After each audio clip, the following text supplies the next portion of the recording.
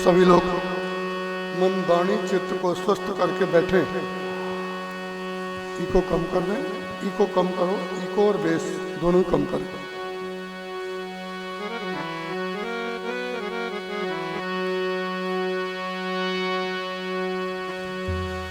या श्री स्वयं श्रुतिना भवने सुलक्ष्मी पापात्मनां कृतधियां हृदये सुबुद्धि श्रद्धा सतां कुलजन प्रवत्सलज्जां तां तां नका विष्णु परिपालय देवी विश्वम्। देवी प्रपन्नाति हरे प्रसीद प्रसीद मातर जगतोऽखिलस्व।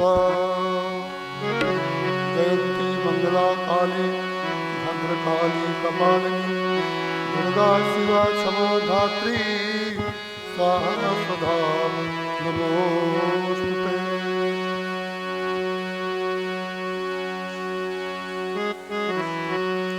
बोलिए अम्बे महारानी की जय। सभी लोग जय बोलना, मुंह खोल के बोलना।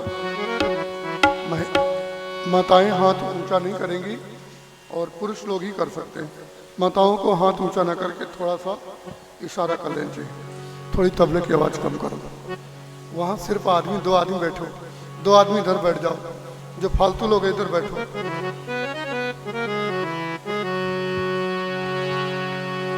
बोलिए पंढरीनाथ भगवान की जय।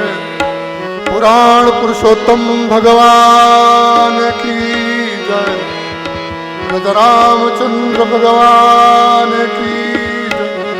ताप्ती नर्मदा गंगा मैया की जय। बाल कृष्ण भगवान की जय। सद्गुरुदेव भगवान की जय। ओम नमः पार्वती पते हर हर महादेव।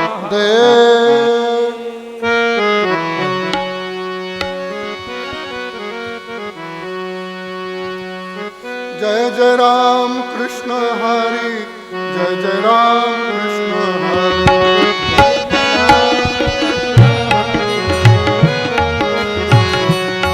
जय जय राम कृष्ण हरि, जय जय राम कृष्ण हरि।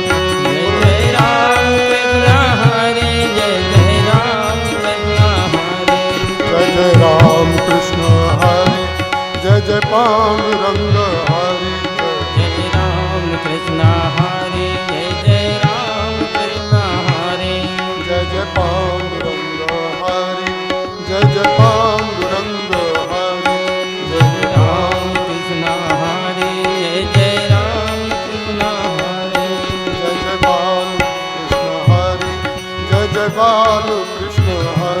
जय जय बाल कृष्ण हरे, जय बाल कृष्ण हरे। जय जय राम कृष्ण हरि, जय जय राम कृष्ण हरि। जय जय राम कृष्ण हरे, जय राम कृष्ण हरे। जय जय राम कृष्ण हरि, जय जय राम कृष्ण हरि।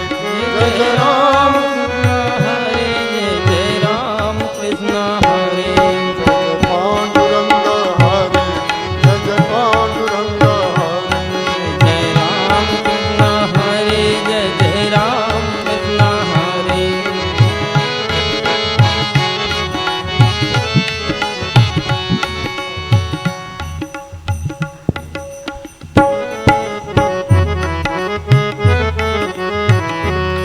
जय जय विठ्ठल विठ्ठल हरि, जय जय विठ्ठल विठ्ठल हरि।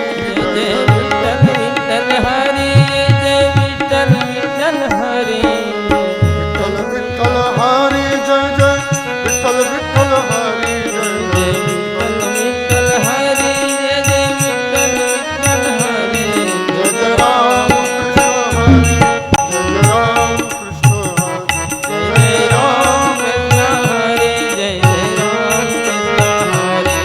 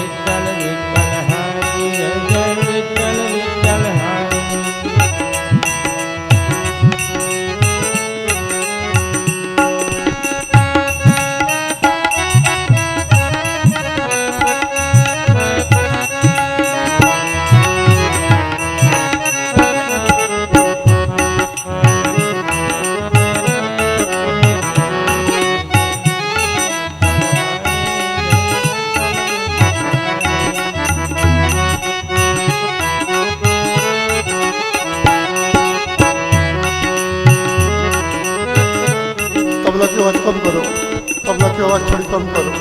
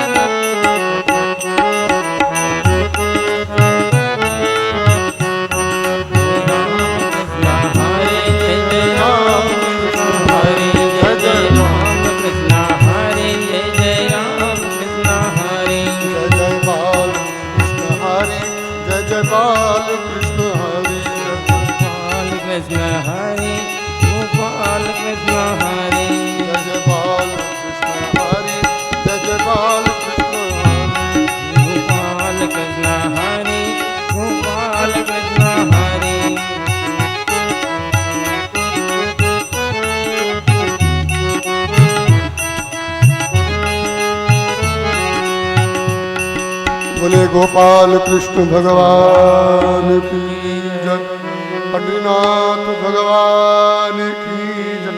जरा जोर से बोला करो, पुराण पुरुषोत्तम भगवान की जय। ओम नमः पार्वती पते हरे हरे महादेव।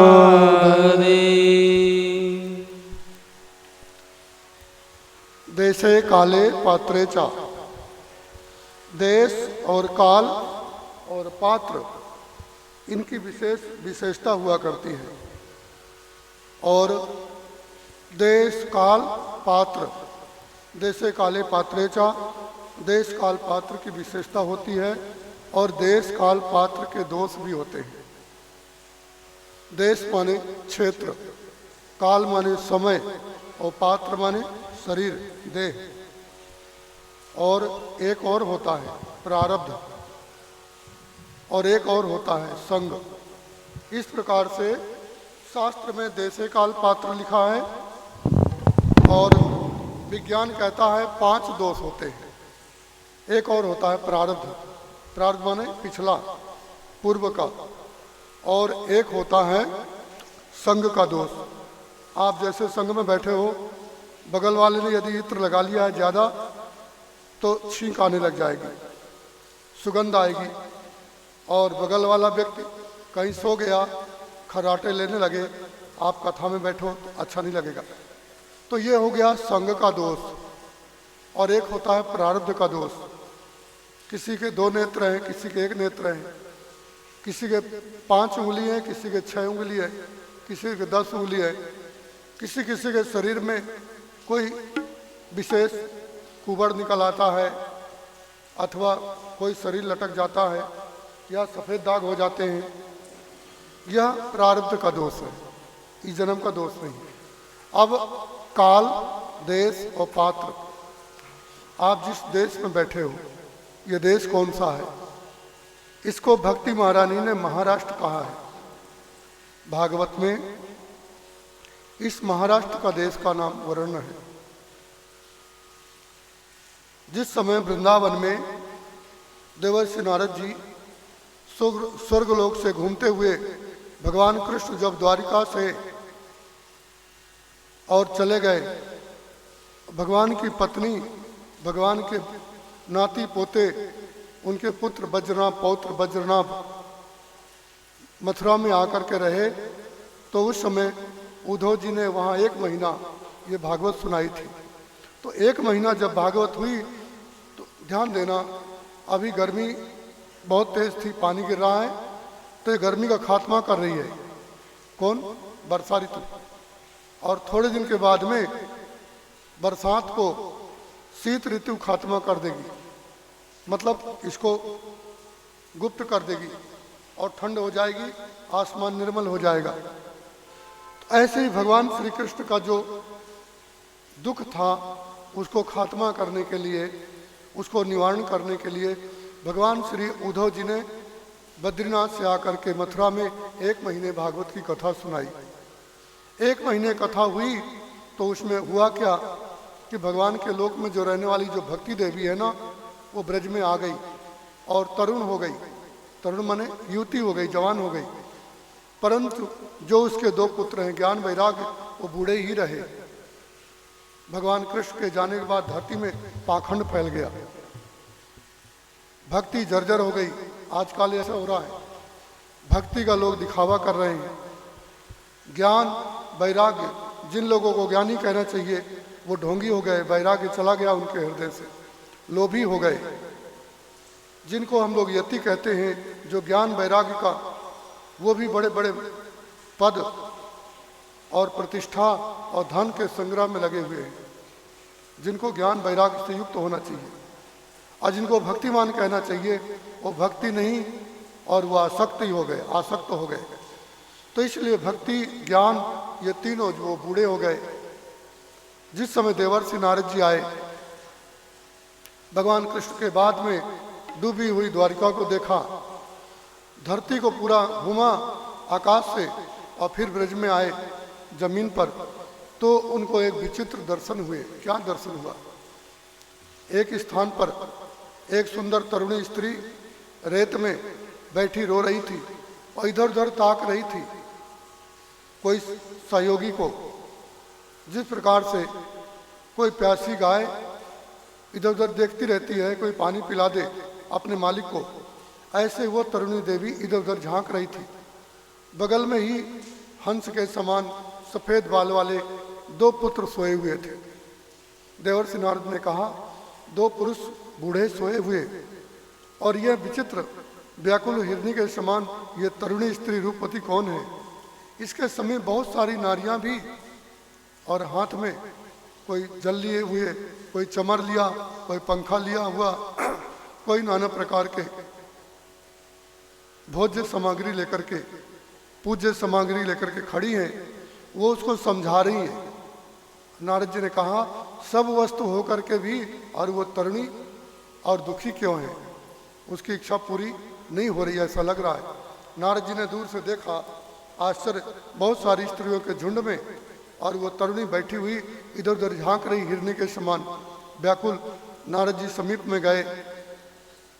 नारद जी ने कहा, मैं ब्रह्मपुत्र नारद, नारायण का भक्त, अभी पृथ्वी लोक में आया हूँ। देवी, मैंने इस समय पूरी धरती का दर्शन किया है। इस समय कहीं ज्ञान वैराग्य नहीं धरती में, कहीं योग याज्ञ नहीं है, कहीं जप तप नहीं है, कहीं भक्ति और वैराग्य का नाम नहीं दिख रहा। आप इस जगत में और कौन हो, कैसे आई? और ये जो आपके समीप में तरुणी स्त्रियां आपकी सेवा में लगी हैं, ये भी बहुत ही विचित्र स्त्रियां हैं। मुझे आश्चर्य लग रहा है कि मैंने ऐसा संसार में स्त्रियां देखी नहीं। आप कौन हो देवी, बताओ। मैं देवर्षि नारद आपसे पूछ रहा हूं। उस समय वह देवी भक्ति महारानी ने नारद जी को प्रणाम किया और बोले, मेरा नाम भक्ति है और ये मेरे दोनों सोए हुए ये मेरे पुत्र हैं। मेरे को आश्चर्य हो रहा है कि पहले माँ बूढ़ी होती है, बालक बाद में, पर यह सब कलिकाल में विलोम क्यों हुआ? विलोम माने उल्टा, माँ तरुणी, बेटा बूढ़ा हो गया। इसलिए मैं व्याकुल होकर के और देख रही हूँ कि कोई ऐसा व्यक्ति मिले जो मेरे दुख का कारण बतावे। ये मेरे दोनों पुत्र इस समय मूर्छित पड़े हैं, मैं इनको जगाती हूँ तो जागते नहीं, न जाने इनको कौन सी बीमारी आ गई। देवर्षि नारद से कहा, नारद जी, जो इन स्त्रियों को देख करके तुम आश्चर्यचकित हो रहे हो, ये कोई दूसरी नहीं, ये गंगा, जमुना, पूर्णा, ताप्ती, गोदावरी, सरस्वती आदि हैं। ये सब मेरी सेवा में लगी हैं। दुनिया की जितनी भी नदियाँ, तीर्थ है ना, ये सब भक्तिवान पुरुष के लिए और आशा लगाए बैठे रहते हैं। इसलिए ये सब मेरी सेवा में लगी है, पर मेरा मन संतुष्ट नहीं है। यदि आप जानते हो कारण तो बताओ। देवर्षि नारद जी व्याकुल हो गए और उन्होंने ज्ञान वैराग्य के कान में जाकर के गीता और वेद, उपनिषद, इनका बारंबार घोष किया। घोष माने सुनाया। तो सुनाने के बाद उन्होंने आंख तो खोली और आंख खोलने के बाद थोड़ा इधर उधर देखा, फिर नेत्र बंद कर लिया। जिस प्रकार से नशा में धुत व्यक्ति होश में नहीं आता, अत्यंत मोह निद्रा में पड़ा हुआ व्यक्ति होश में नहीं आता, ऐसे दोनों पुरुष बार बार अचेत अवस्था को प्राप्त होने लगे। देवी भक्ति उनको देख के और रोने लगी। देवर्षि नारद, तुम ब्रह्मा जी के पुत्र हो, नारायण के समीप रहने वाले, नारायण स्वरूप भगवत स्वरूप हो। मैंने सोचा कि तुमको पा करके मेरा दुख दूर हो जाएगा, मेरे बच्चे ठीक हो जाएंगे, पर ऐसा नहीं हुआ। इसलिए भक्ति महारानी दुखी होने लगी। देवर्षि नारद ने कहा, देवी मैं प्रतिज्ञा करता हूँ तुम्हारे दोनों को बालकों को जब तक मैं स्वस्थ न कर दूं, जवान न कर दूं, इनकी बीमारी दूर न कर दूं, तब तक मैं पानी नहीं पीऊंगा, मुझे शांति भी नहीं मिले। देवी भक्ति ने जब ऐसा कहा वो नारद जी ने, तो देवी भक्ति के मन में बहुत संतोष हुआ। उसने अपने नेत्र पूछे, बोले ठीक है देवर्षि नारद जी, संसार में संत ही और भगवान से मिलाने का हेतु होते हैं। यदि जगत में संत ना हो तो कोई आदमी परमात्मा को जानेगा नहीं।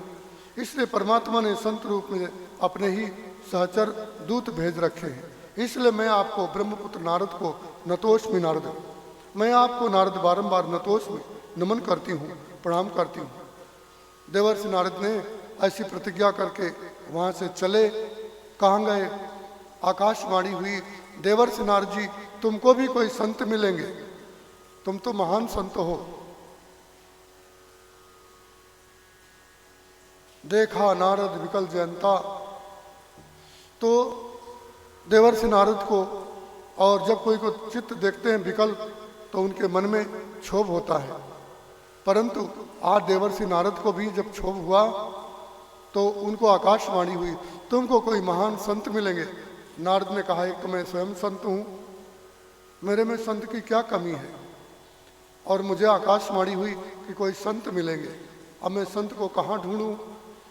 हरिद्वार गए, ऋषिकेश गए, पूछने लगे साधु संतों के यहाँ जा करके, आप लोग भक्ति महारानी ज्ञान वैराग्य को तरुण कर सकते हो, आप लोग कोई ऐसा उपाय जानते हो? उन्होंने कहा हम ऐसा उपाय नहीं जानते।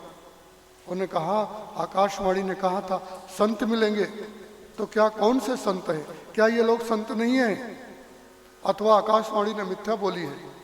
कुछ समझ में नहीं आ रहा, मैं कहाँ जाऊं? देवर्षि नारद जी हरिद्वार, वृंदावन आदि को घूमते हुए जब बद्रीनाथ पहुंचे तो उनको ब्रह्मा जी के पुत्र सनक, सनंदन, सनातन, सनत कुमार, बद्रीनाथ भगवान का बहुत ही अच्छा स्थान है। भागवत में भगवान वेदव्यास ने और नर नारायण ने वही तप किया है, और ये भागवत को लिखने वाले भगवान वेदव्यास ने ये जो भागवत लिखा है ना, तो वहीं पर लिखा है। कहाँ? बद्रीनारायण। बद्रीनारायण क्यों कहते हैं? बद्री कहते हैं बेर को, और वहाँ पर बेरों के बहुत सारे जंगल थे, पहले पेड़ थे, इसलिए उसको बद्री वन कहा जाता है। और बद्री भगवान में अयन करने से इनका नाम बद्रायण पड़ा। किसका? व्यास जी का।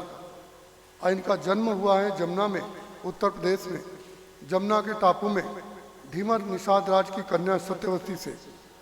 और जन्म लेने के बाद कुंवारेपन में ही और अपनी माँ को छोड़ करके और ये उत्तर दिशा भगवान शंकर के पास चले गए और वहाँ जाके 100 साल तप किया। और तप करने के बाद में भगवान वेदव्यास जी को शिव के दर्शन हुए, और दर्शन होने के बाद में आगे की कथा हम आपको सुखदेव के चरित्र में बताएंगे। ये भगवान वेदव्यास ने और वहीं बद्रीनाथ में और ये भागवत लिखी है बद्रीवन में। इसलिए वेदव्यास का एक नाम है बादरायण। वेद का व्यास किया, वेद का प्रकाशित किया, 1 से 4 किया, इसलिए इनका नाम वेद व्यास है। बोलो वेद व्यास भगवान की।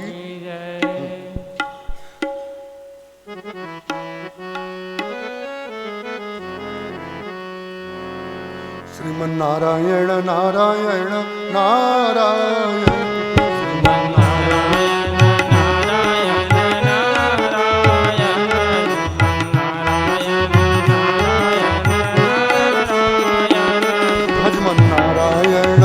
नारायण नारायण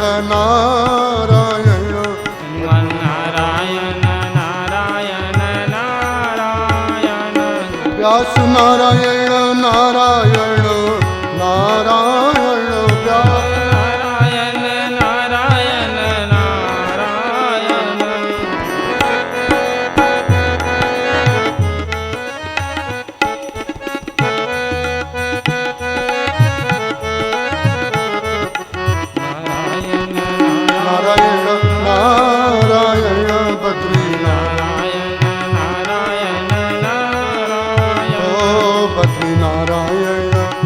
नारायण नारायण बद्री नारायण नारायण नारायण नारायण नारायण नारायण।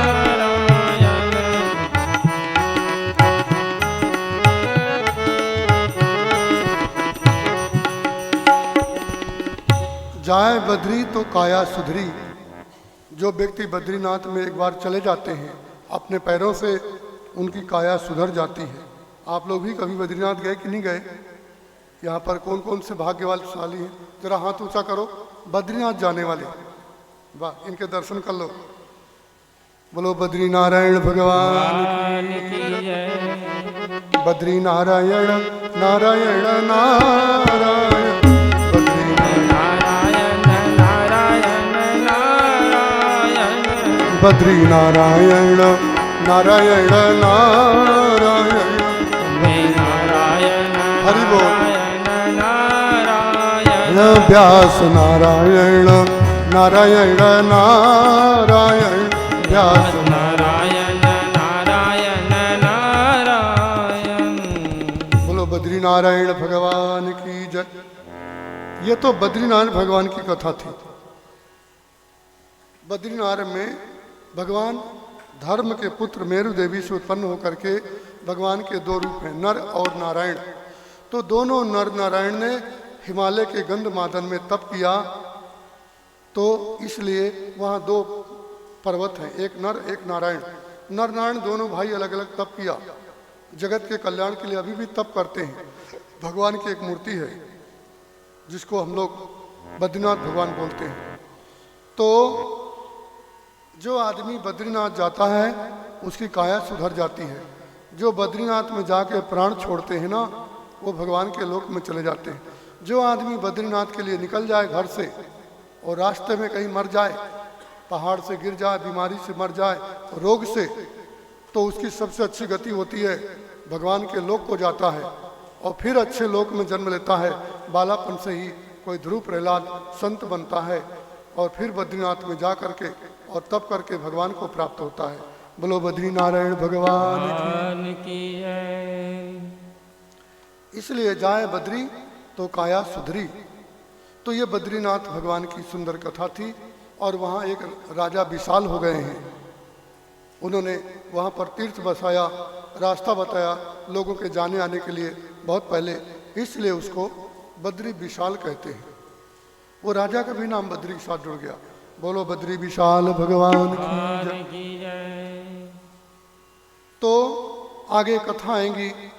अभी जो उद्धव जी महाराज रहते हैं भगवान कृष्ण के भाई, चचेरे भाई, ये भगवान के रूप हैं। जिस प्रकार से हनुमान जी राम के प्रतिनिधि हैं, श्वेत किम पुरुष देश में रहते हैं। हनुमान जी जिंदा है अभी, किम पुरुष देश में रहते हैं और ये सदा ही और राम मंत्र का जप करते हैं, रामायण की कथा सुनते हैं। जब कोई भक्त वो लोग हरि के भजन इनका याद करते हैं, रामायण आज सुनाते हैं, तो हनुमान जी आ भी जाते हैं, इच्छा पूरी करते हैं। राम जी तो आते नहीं, राम का स्वरूप भी अब नहीं है। राम अपने रूप में, मूल रूप में चले गए, तो राम के प्रतिनिधि हनुमान जी हैं। तो कृष्ण भगवान के प्रतिनिधि उद्धव जी हैं।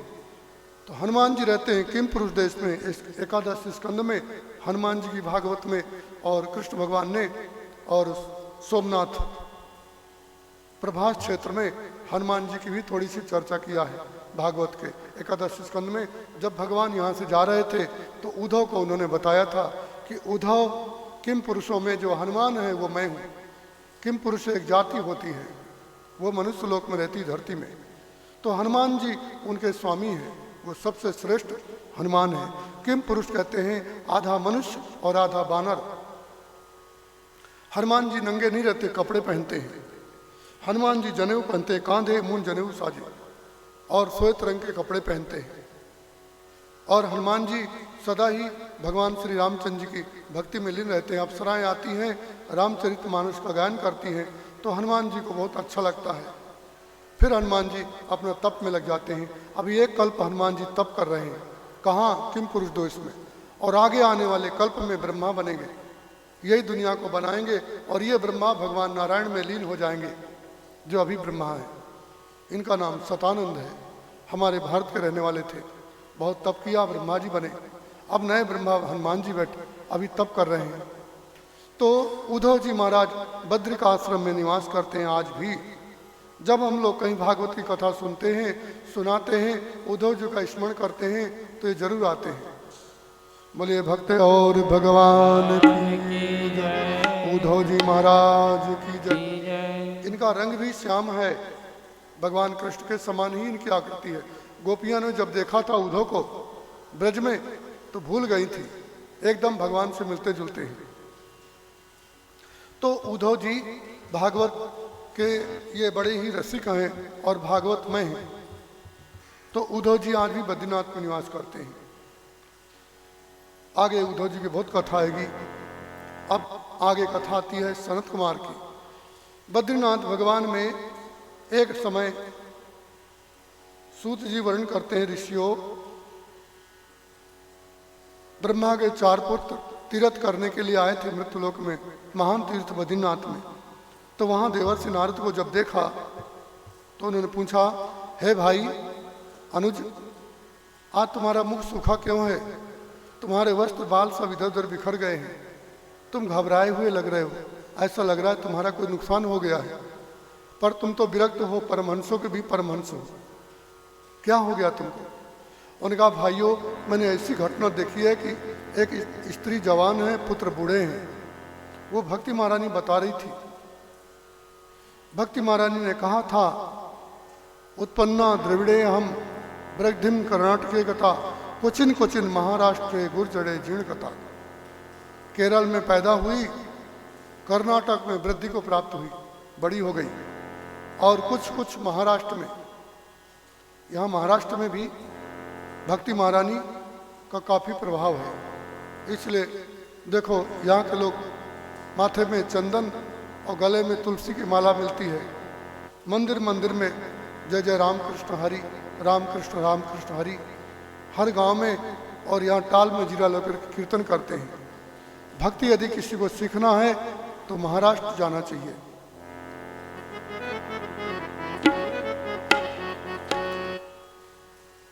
यहाँ पंडरीनाथ भगवान ये भक्तिमय स्वरूप हैं। जो आदमी निष्काम भाव से एकादशी के दिन निराहार रह करके बद्रीनाथ वो पंडरीनाथ भगवान का दर्शन कर ले तो भक्तिमान पुरुष हो जाता है। आप लोग बड़े धन्य हो, ये गुप्त बात सुन लिया, इसको याद रखना।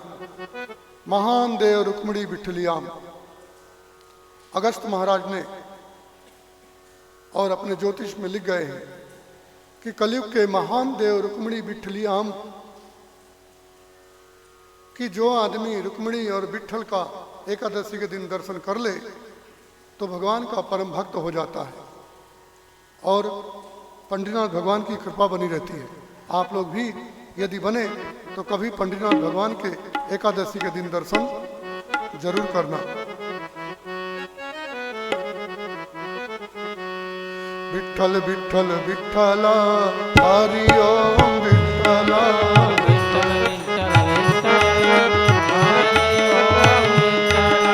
विठ्ठल विठ्ठल विठ्ठला हरि ओम विठ्ठला,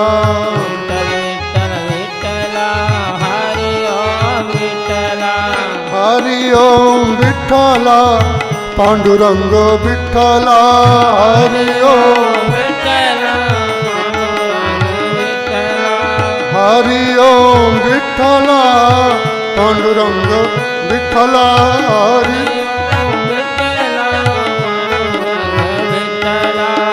विठ्ठल विठ्ठल विठ्ठला हरि ओम विठ्ठला, विठ्ठल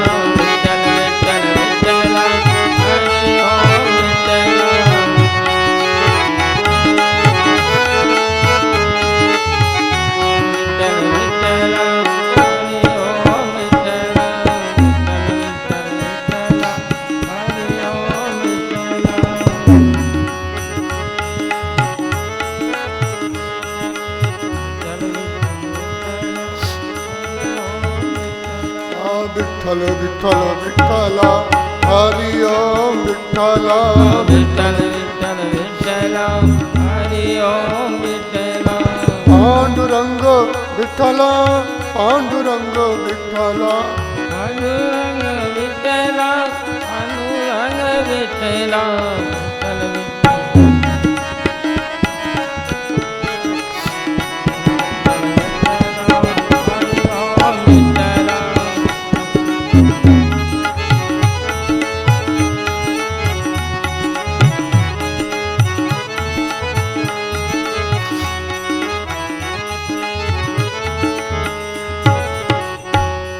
बोले पंडरीनाथ भगवान की जय।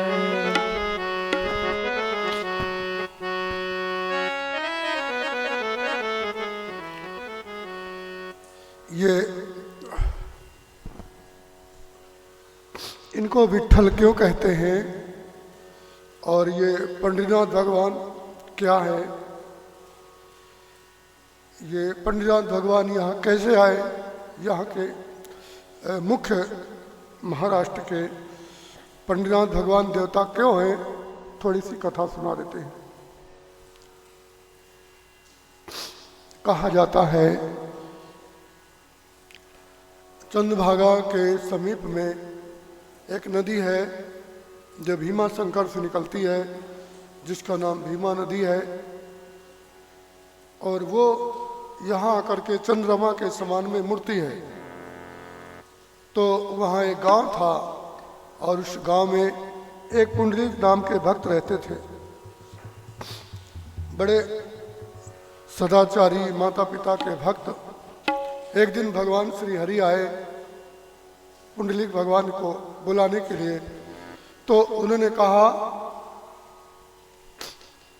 प्रभु जी मैं माता पिता की सेवा कर रहा हूँ, आप थोड़ी देर के लिए यहाँ पर स्थित हो जाओ।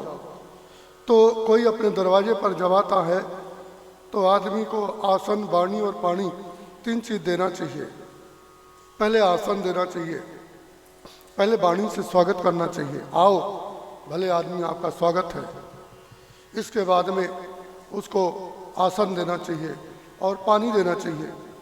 तो पुंडलिक जी ने वाणी से उनको स्वागत कर दिया और एक पत्थर की ईंट दे दिया।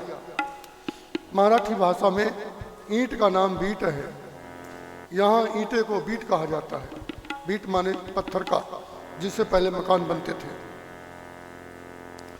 मध्य प्रदेश में उसको फाड़ी बोलते हैं पत्थर की। तो वो पत्थर की फाड़ी बीट दे दिया, बोले इसी में आप स्थित हो जाओ। तो भगवान श्री हरि और उसी पे पत्थर के ऊपर ही खड़े हो गए, क्योंकि उनका आदेश था कि आप यहाँ पर बैठ जाओ, इसमें लो। बैठने के लिए नहीं कहा, दे दिया। तो वो पंडरीनाथ भगवान उसी में आकर के और खड़े हो गए। बहुत देर हो गया तो उन्होंने अपने दोनों हाथों को और कमर में रख लिया। वो पुंडलीक अंदर ही समा गए माता पिता के साथ, बाहर निकले ही नहीं। तो भगवान उनकी याद में और आज भी खड़े।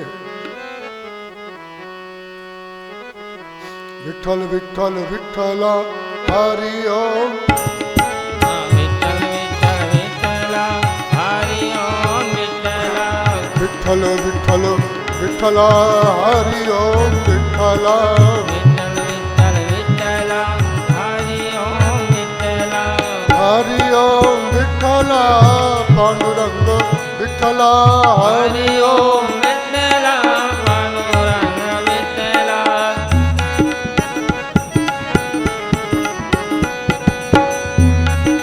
विठ्ठला पांडुरंग विठ्ठला हरि ओम। बोलो विठ्ठला पांडुरंग विठ्ठला विठ्ठल विठ्ठल विठ्ठला हरि ओम विठ्ठला विठ्ठल विठ्ठल विठ्ठला हरि ओम विठ्ठला विठ्ठल विठ्ठला हरि ओम विठ्ठला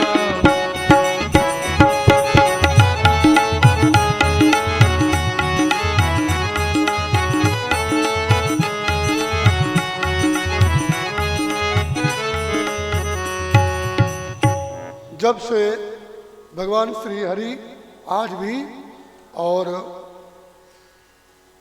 पंढरपुर में और विट्ठल बीट में स्थित होने के कारण, बीट में ठल होने के कारण उनका नाम पड़ गया विट्ठल देव भगवान की जय। जय।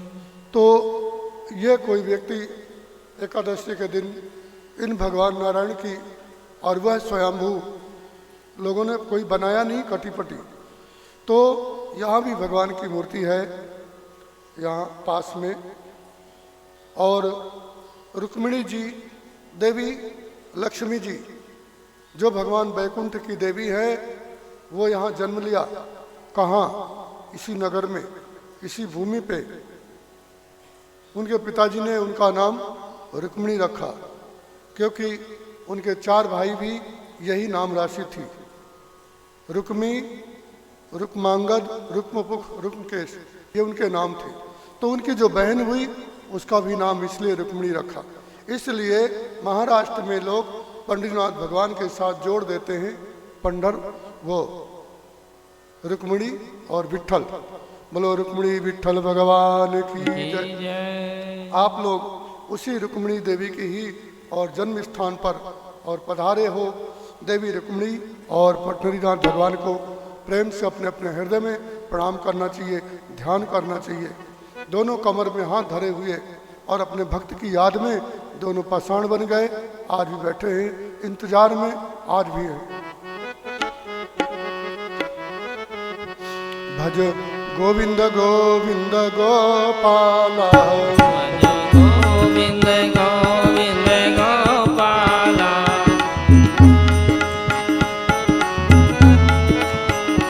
भज गोविंद गोविंद गोपाला। आज भी उनकी याद में कमर में हाथ धरे इंतजार में है। देखा होगा आप लोग, कोई आदमी कमर में हाथ में कम धरता है। महाराष्ट्र के लोग मानते हैं कि हमारे भगवान इसलिए कमर में हाथ धर के खड़े हैं कि चले आओ मेरी तरफ, ये भवसागर बस कमर बराबर है। कमर तक कोई आदमी जाए जल में तो डूबता नहीं, और कमर के ऊपर चला जाए तो डूबने की, जितना ऊपर जाएगा पानी गहरे में तो उतना ही डूबने की संख्या ज़्यादा रहती है। इसलिए महाराष्ट्र में पंडितनाथ भगवान को ऐसा भाव है यहाँ के लोगों का, महाराष्ट्र में, कि कमर में हाथ धर के खड़े हैं कि मेरे भक्तों मेरे पास चले आओ, तुम्हारे लिए जगत कमर के बराबर है, तुम डूबोगे नहीं। बस बोलो पंडितनाथ भगवान की जय, रुक्मिणी महारानी की जय, अम्बा महारानी की जय। अम्बा देवी की कथा, ये जो देवी है यहाँ स्वयंभू मूर्ति है, इनकी कथा भागवत में है 10वें स्कंद में। हम आपको आगे सुनाएंगे। ये स्वयंभू मूर्ति 6-7 हजार 8,000 वर्ष पुरानी बताई जाती है। बाद में चेहरा बना दिया गया है धीरे से। तो ये दिव्य मूर्ति है, यहाँ पर भगवती का वास है। बनेश उपनेश वरण्येश वा, वन में, अरण्य में, जंगल में, तीर्थ में, नदी तीरेश कौंतरेश वा, नदी तीर में, नदी के संगम में ये देवियों का मेघ स्थान है। तो यहाँ 2 देवियाँ हैं, MP शाही है, वर्धा एक नदी, दोनों का संगम है। और यहाँ पर माता जी का दिव्य स्थान है। आप लोग उन्हीं की गोद में और उन्हीं के पीछे बैठ करके कथा सुन रहे हो। ये माता जी की प्रेरणा से ही और कथा हो रही है। यहाँ जो भी लोग आए हैं वो परम धन्य होंगे। तो ये देवी को ही देवी रुक्मिणी जी ने, देखो भगवती मूल प्रकृति के 2 रूप हैं, एक राधा और एक देवी दुर्गा। देवी दुर्गा कहाँ रहती है? मणिद्वीप में। मूल प्रकृति राधा गोलोक में, और वो गोलोक में मूल प्रकृति के सरस्वती और लक्ष्मी और गायत्री 3 उसके और रूप हैं मूल प्रकृति। तो जो देवी लक्ष्मी है वही अपने मूल स्वरूपा और अम्बा माता का यहीं से पूजन करके और यहीं से द्वारिका की ओर गई थी। 5,000 वर्ष पहले ये घटना यहीं पर घटित है। आज हम लोग भी किसी जन्म जन्मांतर में भटकते हुए कोई पुण्य से यहाँ पर आ गए। हमारा भी सौभाग्य है। जन्म देने वाले माता पिता भी आपको धन्य हैं जो कि आप लोग ये भूमि पे और आ गए और बढ़िया भगवान की व्यवस्था से, और ये आप लोग परम स्वतंत्र होकर के, स्वस्थ चित्त होकर के और ये कथा सुन रहे हो। बोलो अम्बे महारानी की जय।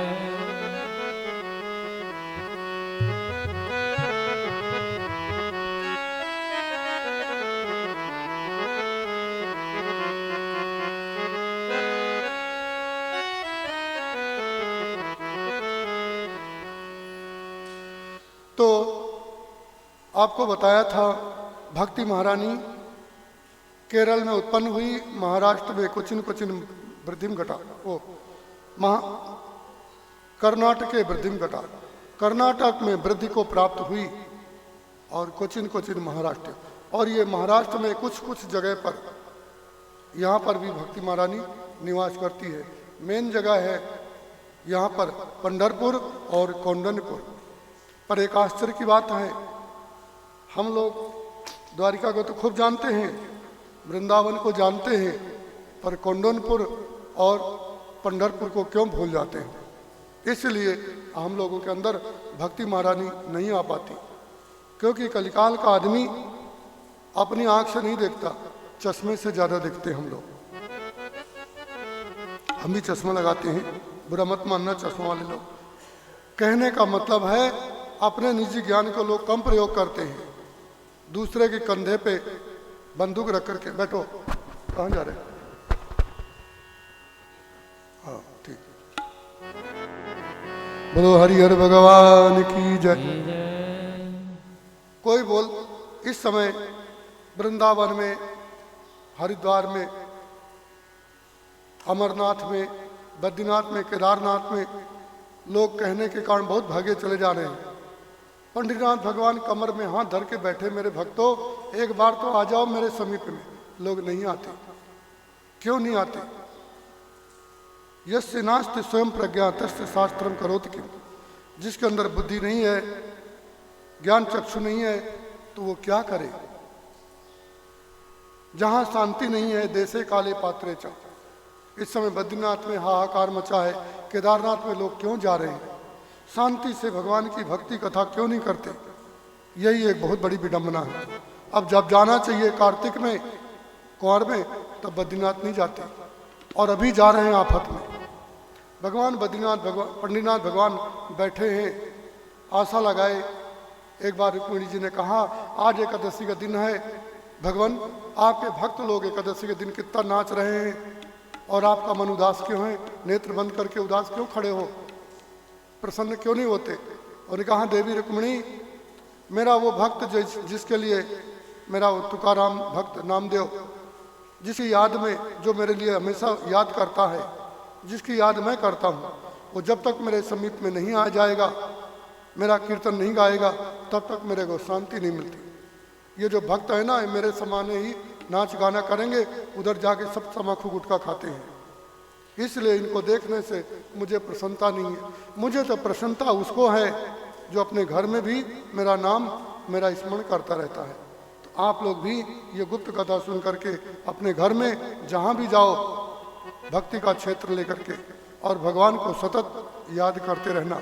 बस बोलिए पंढरीनाथ भगवान की जय, बद्रीनाथ भगवान की जय। अब बद्रीनाथ भगवान में आ जाते हैं।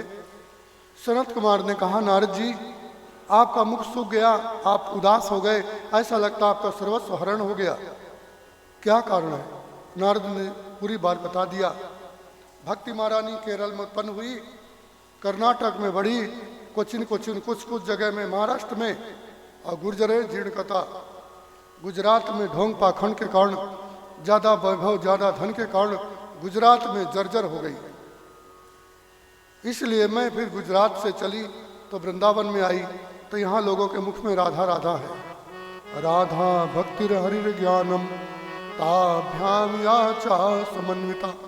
ये देवी राधा ही भक्ति है, ये मूल प्रगति है। ये राधा का चरित्र आगे आएगा। जो आदमी राधा का मन से स्मरण कर लिया और राधा का ध्यान कर लिया, राधा के मूल स्वरूप को जान जाता है, तो वही भक्ति को प्राप्त है। ये भक्ति और ये राधा में कोई विशेष अंतर नहीं है।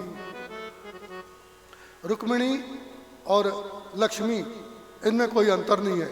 जो गोल वैकुंठ में 4 भुजा वाली देवी लक्ष्मी विद्यमान है, वही यहाँ इसी देश में, विदर्भ में, इसी गांव में, इसी नगर में द्वापर के अंत में वही देवी रमा 4 भुजा वाली 2 भुजा रूप से राजा के घर में और उत्पन्न हुई थी। बोलो रुक्मिणी महारानी की।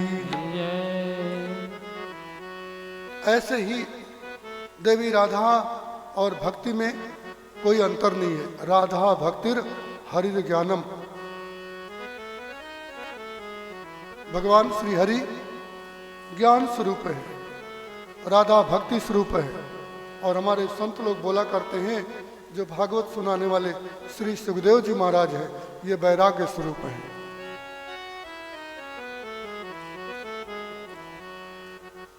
नारद जी ने पूरी बात बता दिया कि मुझे संतों ने आकाशवाणी किया था कि वो आकाशवाणी किया था कि संत मिलेंगे तो भक्ति महारानी ज्ञान वैराग्य का दुख दूर हो जाएगा। वो कौन सा उपाय बताएंगे? मैं उन संतों को ढूंढ रहा हूं, मिल नहीं रहे। सनत कुमार ने मुस्कुरा दिया, बोले देवर्षनाथ तुम भी तो संत ही हो, तुम्हारे अंदर भी तो सब ज्ञान है, फिर भी संतों को ढूंढ रहे हो। अच्छा, हम आपको एक उपाय बताते हैं।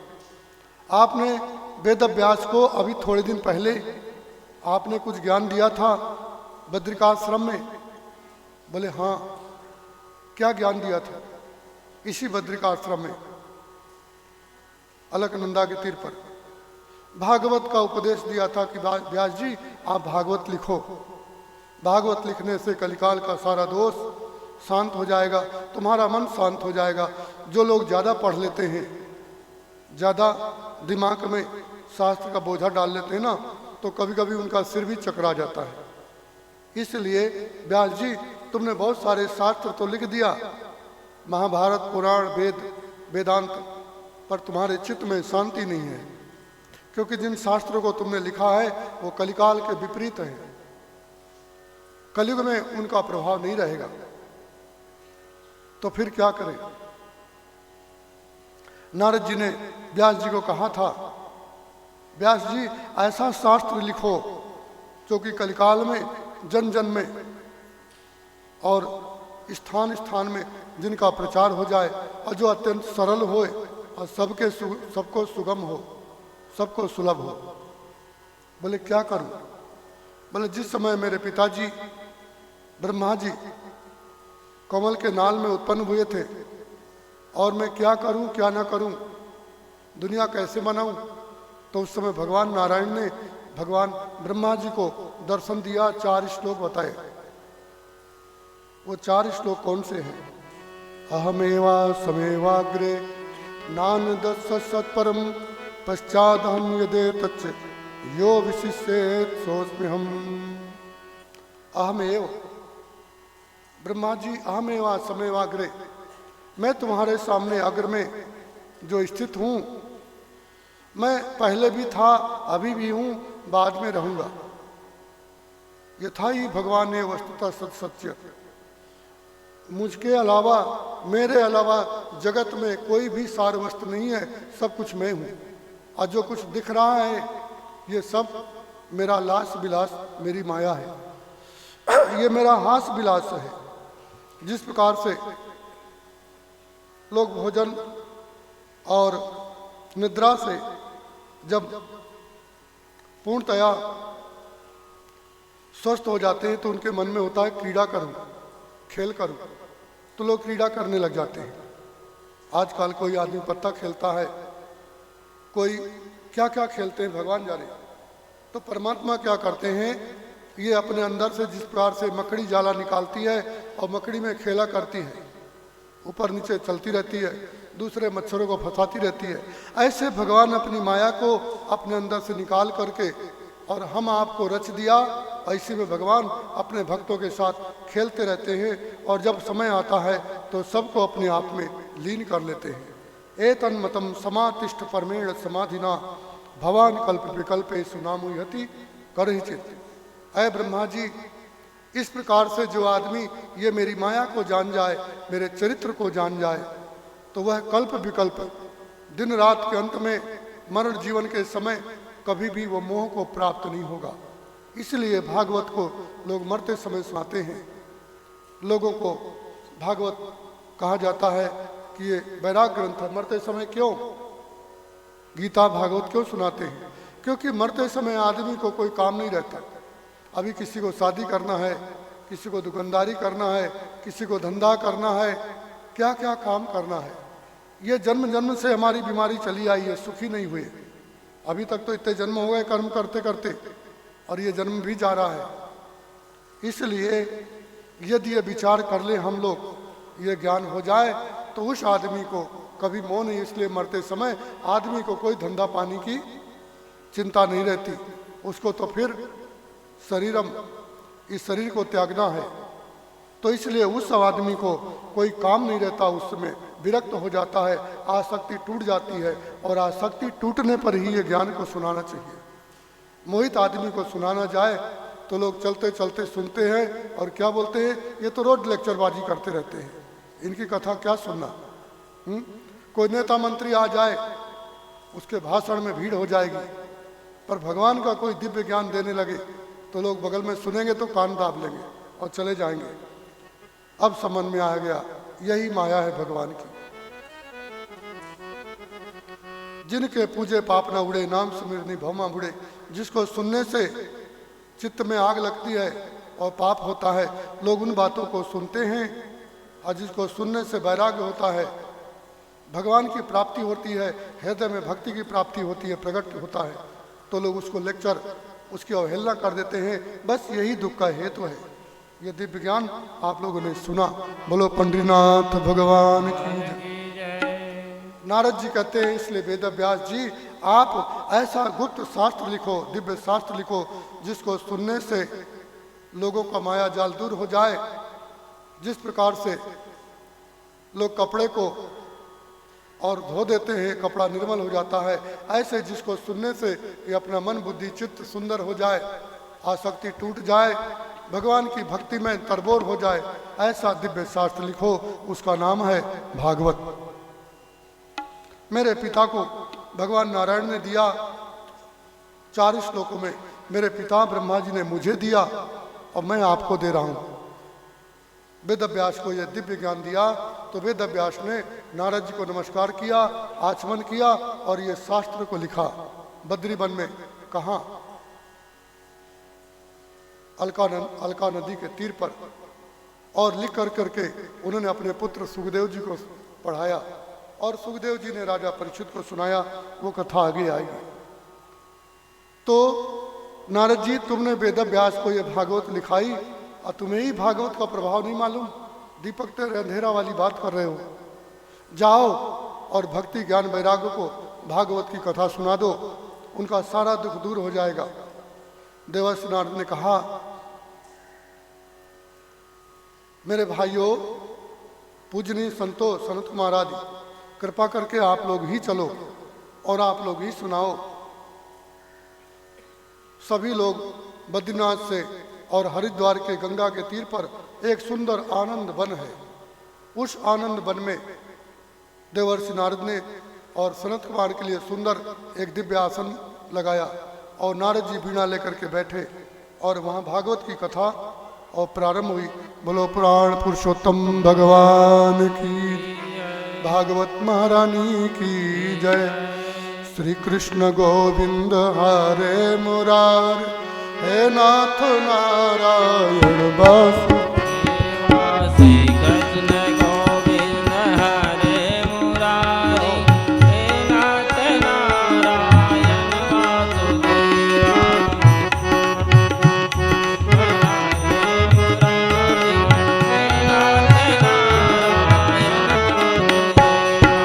श्री कृष्ण गोविंद हरे मुरारे, हे नाथ नारायण वासुदेव। बोलो कृष्ण गोविंद हरे मुरारी, हे नाथ नारायण वासुदेवा।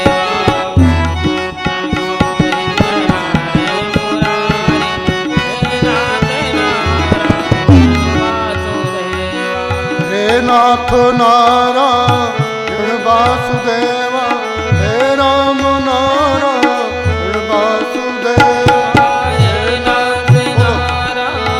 सभी लोग बोलो। वासुदेवा हे नाथ नारायण वासुदेवा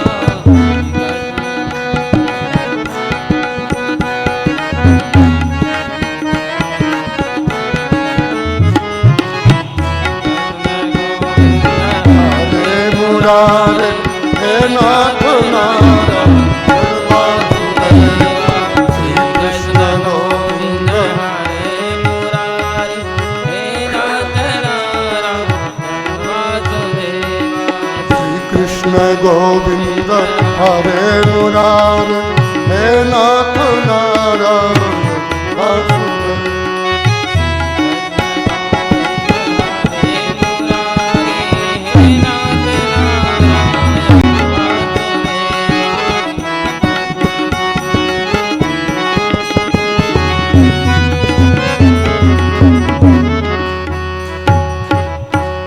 नाथेति नामानि मुहुर्वदन्ति भक्ति सुतौ तौ तरुणी गृहीत्वा नाथेति नामानि मुहुर्वदन्ति।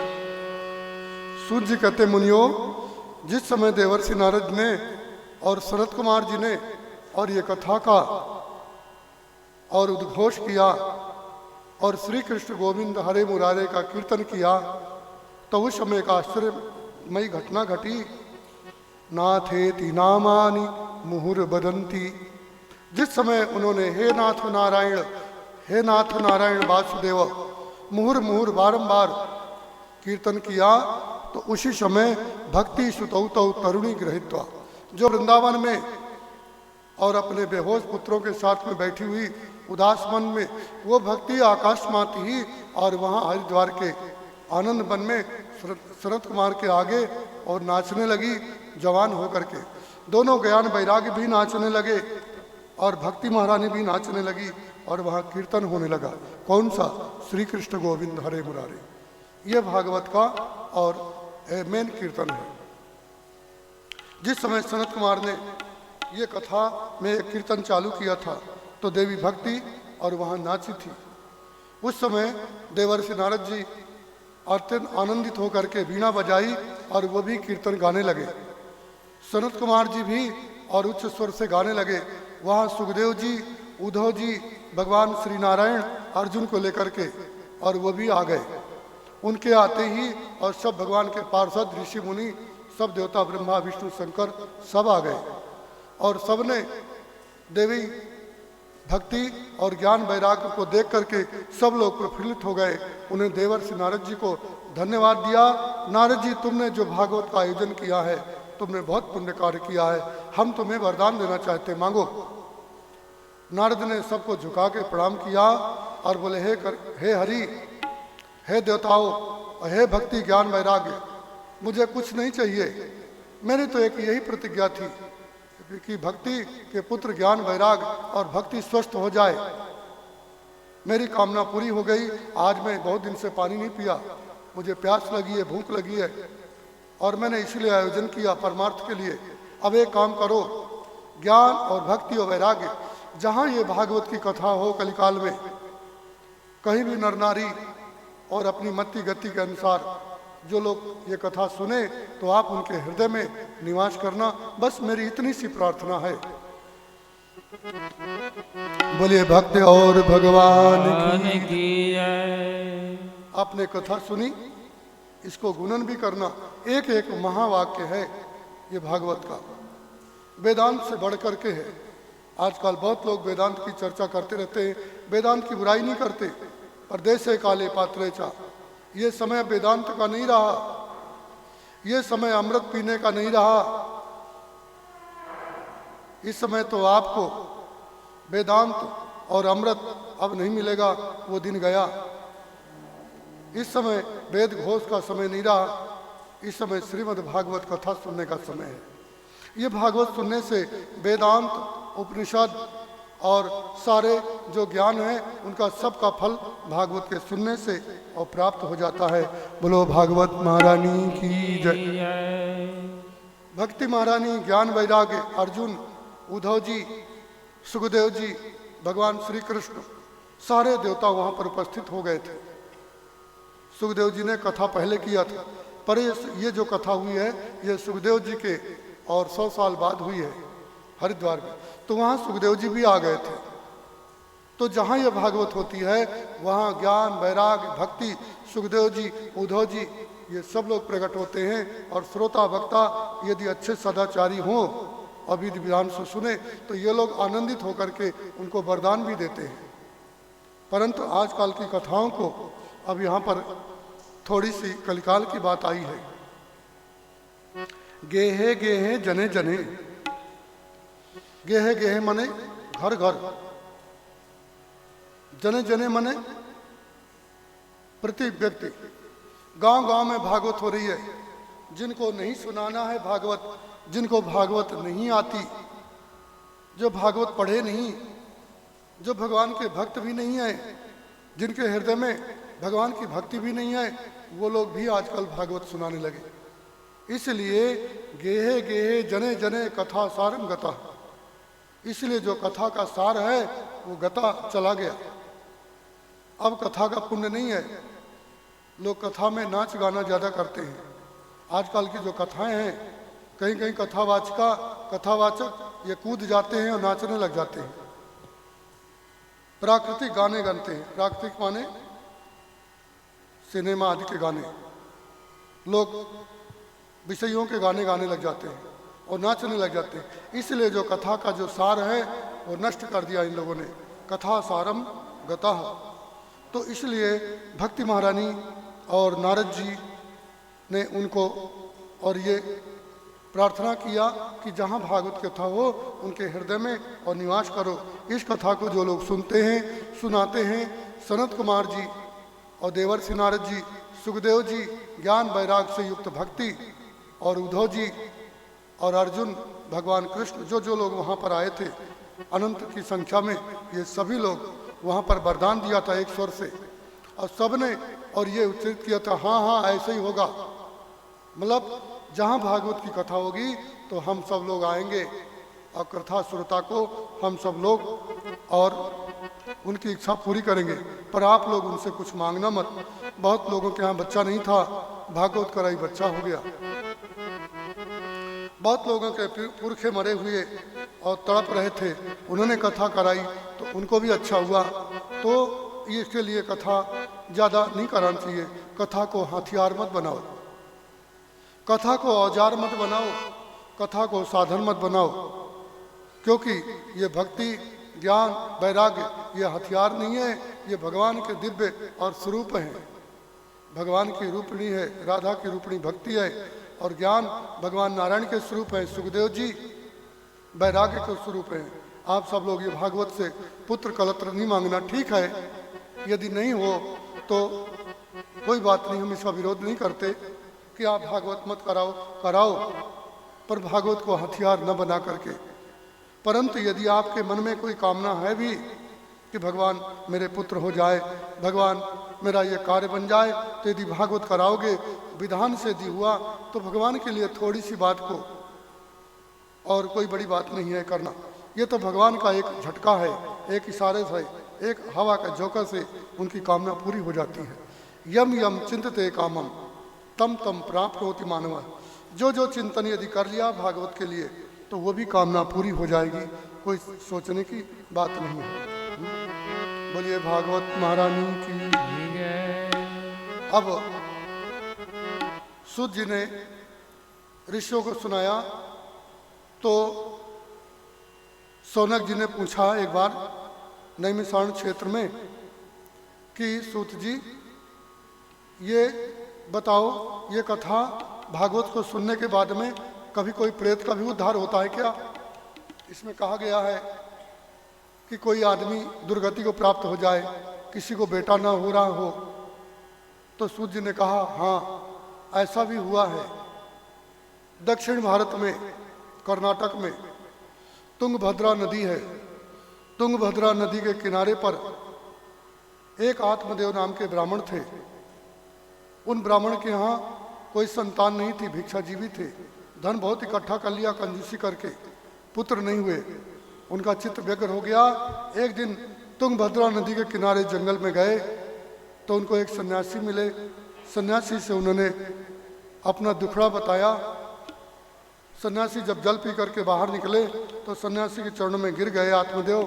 उन्हें कहा, स्वामी जी मैं बहुत दुखी हूँ, मेरा नाम आत्मदेव ब्राह्मण है, भिक्षाजीवी हूँ, मेरे घर में सब कुछ है पर मेरे घर में पुत्र नहीं है, इसलिए मुझे आप कोई उपाय बता दो जो मुझे पुत्र हो जाए। आप तपस्वी हो, आप सिद्ध पुरुष हो, आप मुझे आज पुत्र होने का कोई उपाय बता दो, नहीं तो मैं आज यहीं मर जाऊंगा। उन्होंने कहा, तेरे मस्तक में हमको दिख रही है एक जन्म नहीं 7 जन्म संतान नहीं होगी, तो जिसके भाग्य में जो चीज नहीं है उसको इसके लिए लालायित नहीं होना चाहिए। आप छोड़ो पुत्र की चर्चा और यहाँ आ गए हो तो बढ़िया जप तप करो, भजन करो, आनंद करो। उस ब्राह्मण ने कहा, मैं पंडित हूं, कर्मकांडी हूं, विद्वान भी हूं,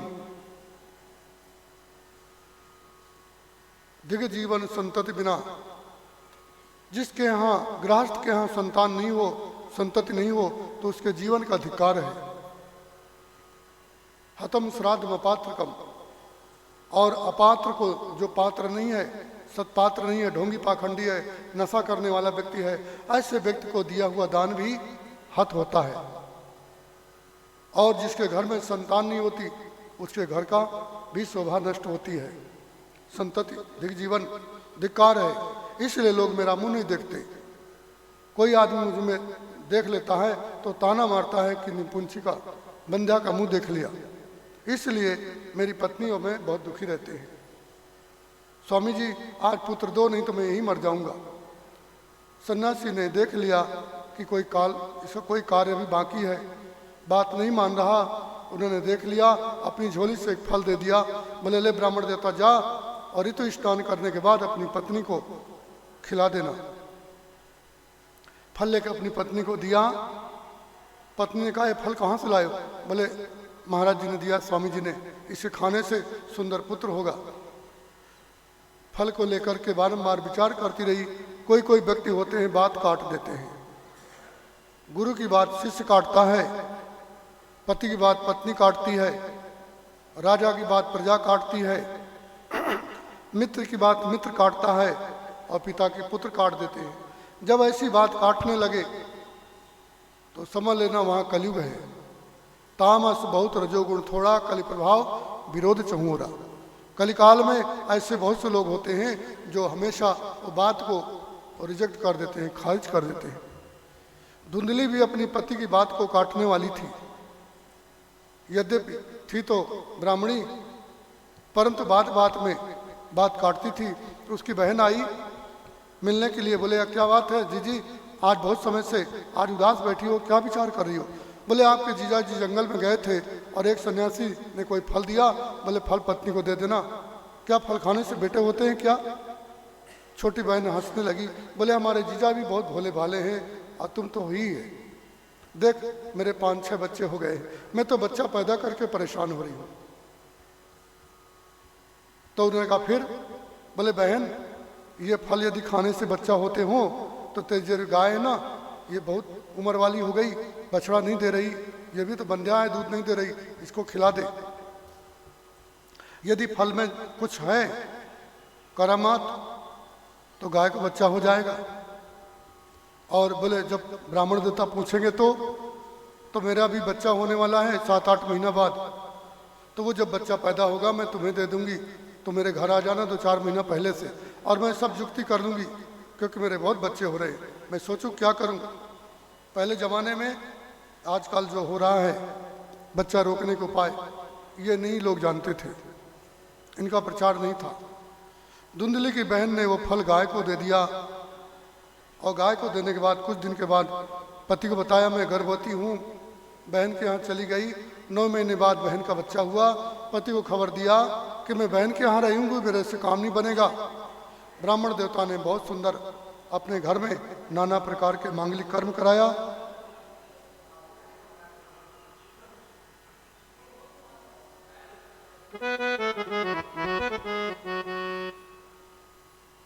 सूत जी कहते मुनियों, आत्मदेव बहुत खुश हुआ, उसने ब्राह्मणों को दान दिया और सब लोग आत्मदेव के घर आने लगे बारंबार।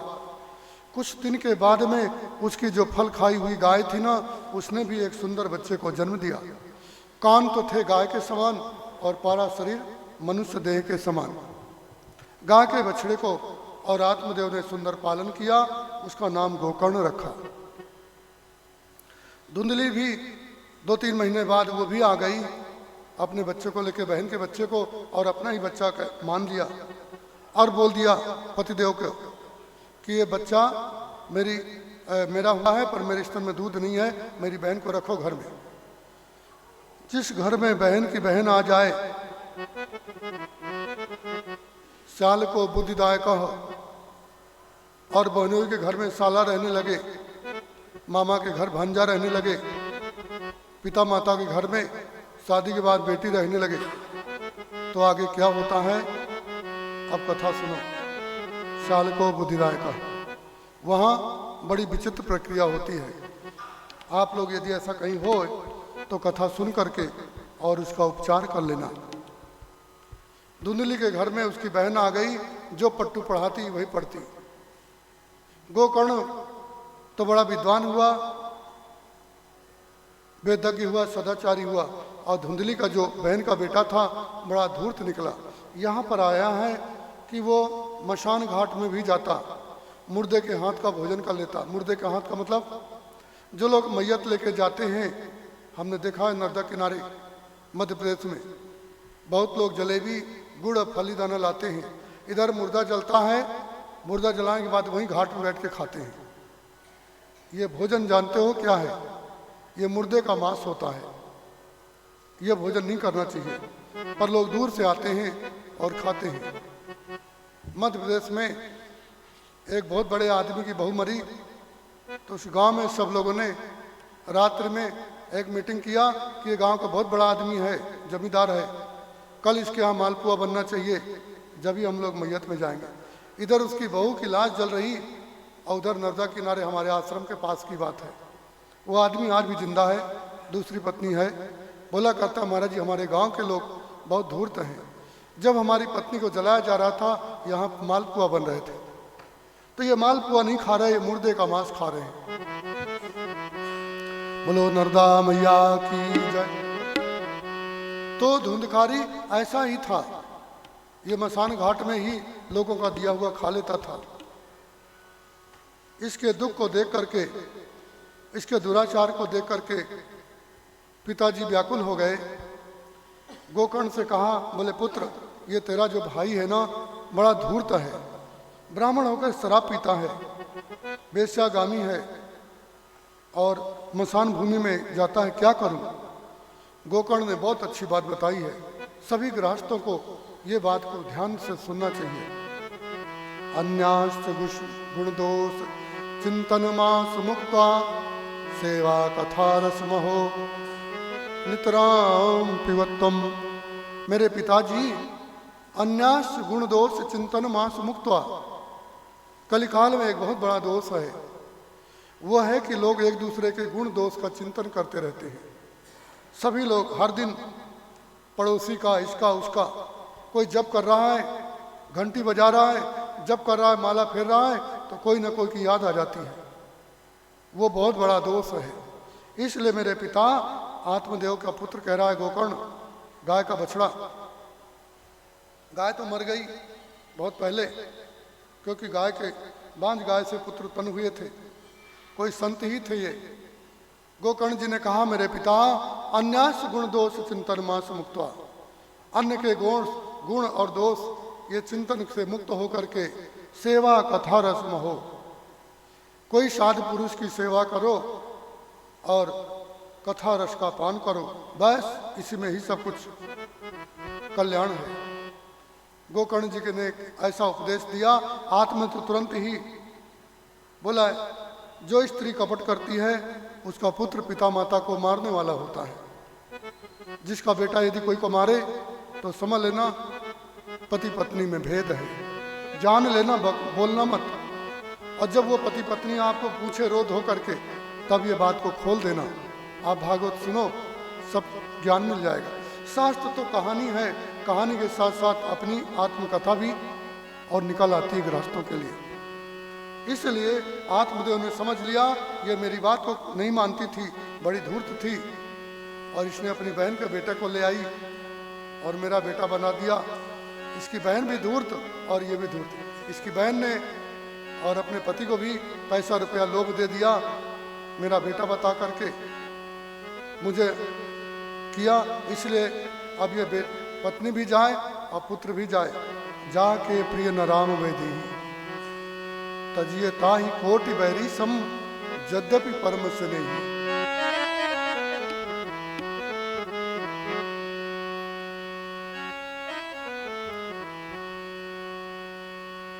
आत्मदेव घर छोड़ दिया, वन को चले गए और वो भागवत रस की कथा सुने, साधु पुरुषों की सेवा किया और वो मुक्त हो गए। आत्मदेव जब चले गए, गोकर्ण जी भी तीर्थ यात्रा के लिए चले गए। अब धुंधकारी घर में अकेले बचा। वो अपनी माँ को धमकाने लगा, बोले मेरा पिता बहुत कंजूस था, बहुत भिक्षा लेके दान ले लेके इकट्ठा किया। जो लोग ज़्यादा दान लेते हैं, ज़्यादा घूस लेते हैं, इनकी क्या गति होती है। अब आप लोग सुनो। बोलो हरिहर भगवान की जय। मूर्ख धूर्त, क्योंकि उसका तो बेटा ही था ही नहीं, वो तो बहन का बेटा था। अपनी माँ का बेटा होता तो ईमानदार होता। उसने जली लकड़ी लेके गया और उसको मारने के लिए दौड़ा अपनी माँ को। बोले मूर्ख कंजूस बुढ़िया, बता मेरे पिता ने इतना धन दान में लाला के कहाँ रखा है। वो ब्राह्मणी घबरा करके गई रात में और कुएं में कूद करके मर गई।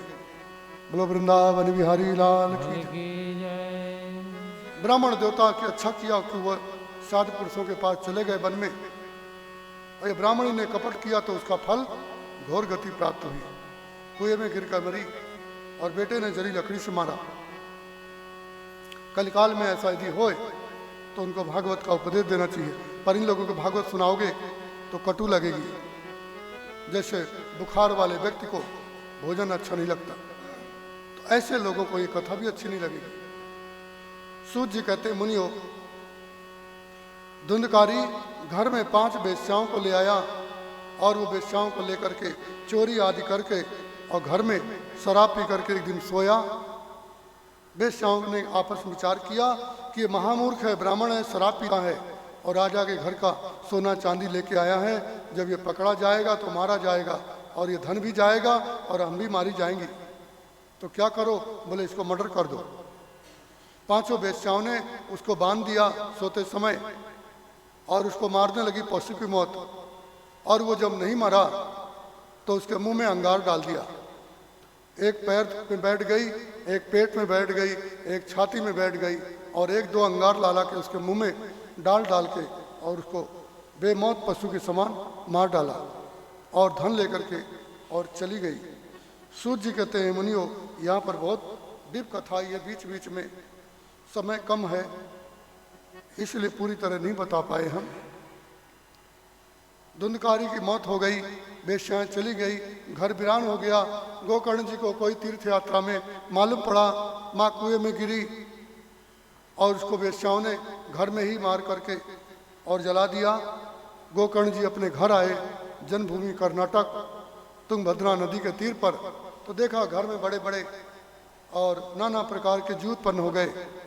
चूहे सांप आदि बिल हो गए, बड़ी बड़ी घास हो गई, घर वीरान हो गया। उन्होंने घर को सफाई किया अपने जन्मभूमि को। इसी में ही मेरी गाय रहती थी और इसी में ही और मेरे पिता के पत्नी और मेरा भाई रहता था। अपने उस घर को सफाई करके रात में रहे। रात में सोए तो देखा रात में भयंकर आडंबर, कभी हाथी, कभी भैंसा, कभी शेर, नाना प्रकार के आकृति वाला और एक जीव उनको परेशान करने लगा। गोकर्ण ने कहा रात में सोने नहीं दे रहा, भाई तू कौन है?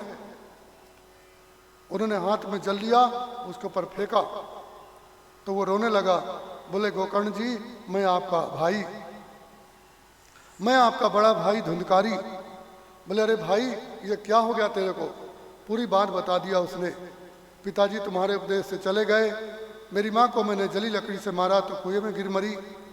वेश्याओं को लाया तो वेश्याओं ने मुझे तड़पा कर पशु की मौत आग से मेरे को मार डाला और ये मेरी दुर्गति हुई।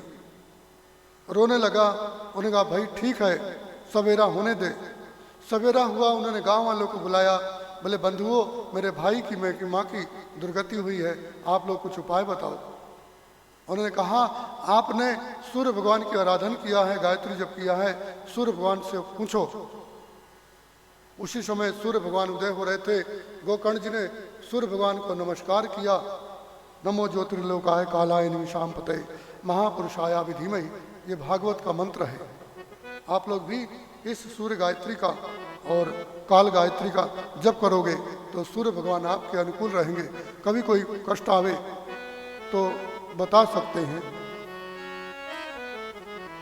ओम नमो ज्योतिर्लोकाय कालाय नाया निमिषाम पतये महापुरुषाया विधीमहि। तो वो काल पुरुष सूर्य भगवान ने और गोकर्ण को कहा सप्ताह वार्ता कुरु। ऐ गोकर्ण जी, तुम सप्ताह, एक सप्ताह 7 दिन वाली श्रीमद् भागवत की कथा का आयोजन करो। बस सूर्य भगवान का रथ और चल दिया। गोकर्ण जी ने कहा तुम लोगों ने सुना? बोले सुना। ये भागवत की कथा स्वयं सूर्य भगवान भी और सबको और ये प्रेरणा देते हैं, लोक साक्षी। गोकर्ण जी ने और वहीं पर एक वृद्ध ब्राह्मण को बुलाया। बोले भाई तुम कांडात बांधो। जैसे हमारे ये अग्रवाल जी आए हैं इतनी दूर से, सब काम छोड़ के जाने वाले थे खाटू श्याम, और यहाँ आपके पंडितनाथ भगवान आ गए। ये खाटू श्याम की ही कृपा से आए हैं। उन्होंने इनके शेष भाई, शेष परिवार के लोग वहाँ गए हैं, वहाँ भी भागवत हो रही है, और इन्होंने वहाँ का सब टिकट वगैरह कैंसिल करके और यहाँ आए। ये भगवान पंडितनाथ की थोड़ा इनके ऊपर कृपा है। आज के 20 साल पहले हमारे साथ में, और ये महाराष्ट्र आए थे। उस समय कारवार नहीं थी, मोटरसाइकिल में ही आए थे, इतनी दूर से जब रोड खराब थी। तो भगवान उसके ब्याज से आज भगवान ने इनको और यहाँ पर ले आया। बोलो पंडितनाथ भगवान की जय। प्रधान श्रोता एक सदाचारी ब्राह्मण को बनाया। गोकर्ण जी ने कथा किया। कथा के बाद में क्या हुआ, जब कथा चालू हुई तो दिन भर कथा हुई। शाम के समय एक बांस में और थोड़ी सी तड़ से आवाज आई। किसी ने देखा कि ऐसे बांस लकड़ी फटती टूटती रहती है। सूत जी कहते मुनियो, भूत प्रेत, ध्यान देना, हम लोगों से गलती हो गई आज। एक बांस कहीं बाहर रख देना, फटा बांस अभी शाम को रख देना। कुछ आत्माएं ऐसी हैं वो कथा सुनना चाहती हैं, परंतु उनको स्थान नहीं मिलता। ये वायु होते हैं, इनके अंदर अग्नि, वायु, तेज, अग्नि, आकाश, वायु, ये 3 तत्व होते हैं। और हम लोगों के अंदर 5 तत्व होते हैं, जल और धरती और अग्नि, वायु, आकाश। तो हम लोगों के अंदर 5 तत्व, इनके अंदर 3 तत्व होते हैं। तो ये जमीन में बैठ नहीं सकते,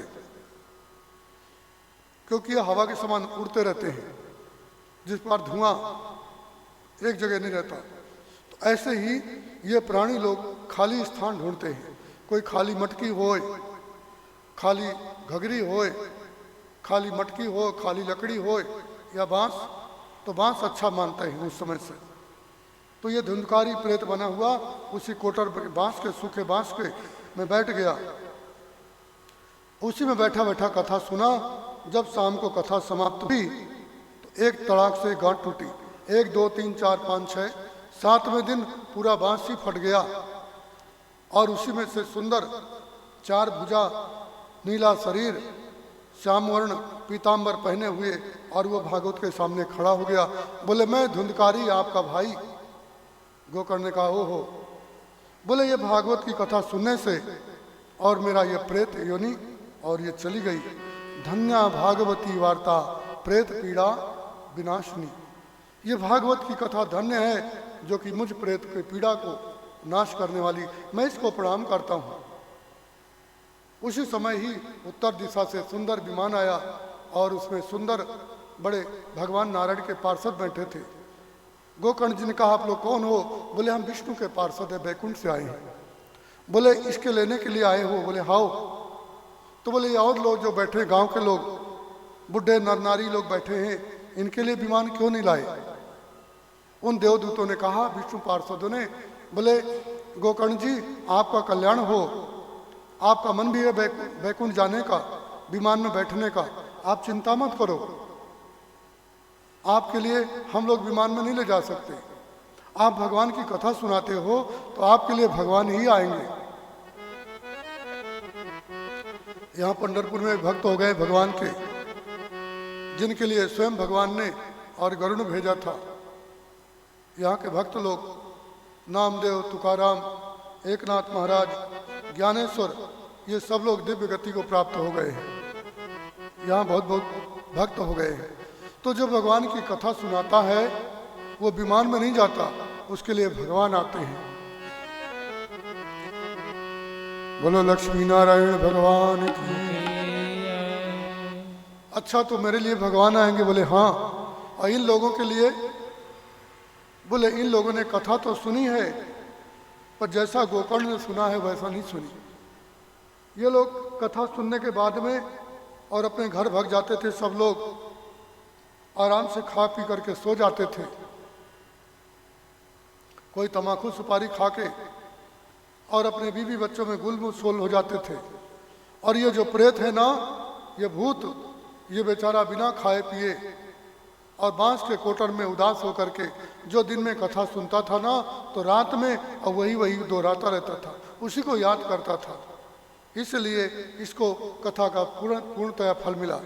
ये लोगों ने कथा तो सुनी पर अधूरी सुनी है, इसलिए इनके लिए विमान नहीं आए हैं। यदि ये लोग भी कथा सुने तो इनके लिए भी विमान आएगा। ऐसा कहते हुए और वो विमान में बैठ करके गोकर्ण जी ने और धुंधकारी ने उसकी गोकर्ण और भागवत को प्रणाम किया चतुर्भुज रूप से, और विमान को बैठ करके और बैकुंठ को गया। आज भी बैकुंठ में बैठा है। बोलिए वृंदावन बिहारी लाल की जय। जब कहीं भी कथा होती है तो कथा का सार इन्हें भी मिलता है। किसको? धुंधकारी को। ये इस समय प्रेत नहीं है, ये भगवान का पार्षद है। श्रीमन नारायण नारायण नारायण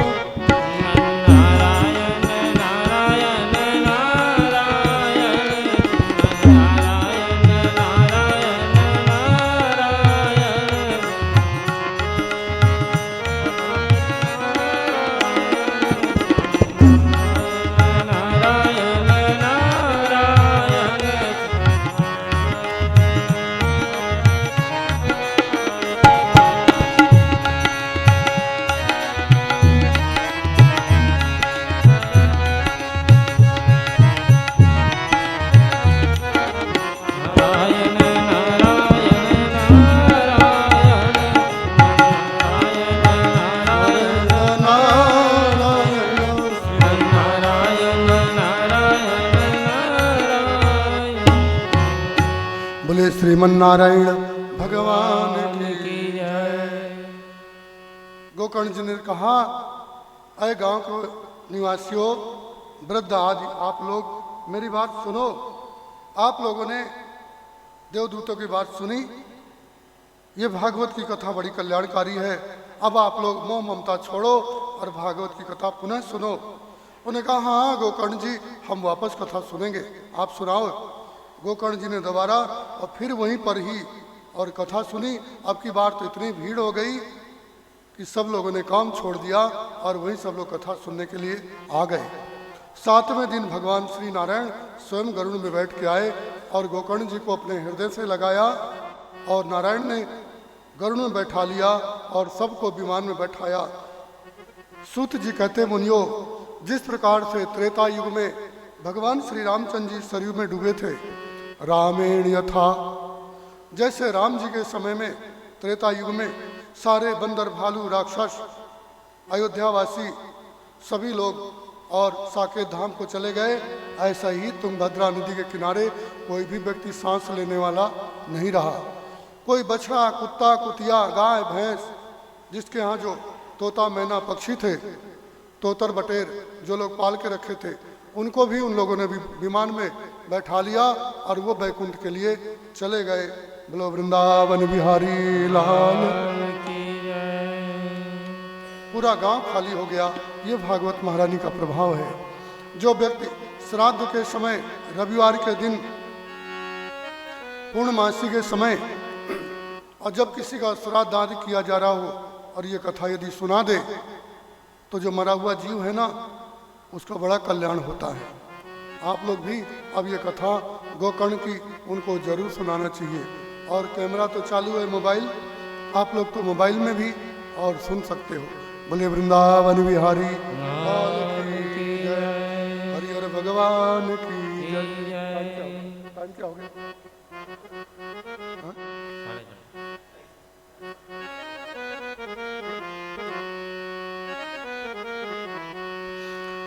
श्री कृष्ण गोविंद हरे मुरारे, हे नाथ नारायण वासुदेव। श्री कृष्ण गोविंद हरे मुरारी, हे नाथ नारायण वासुदेव। श्री कृष्ण गोविंद हरे मुरारे, हे नाथ नारायण वासुदेव।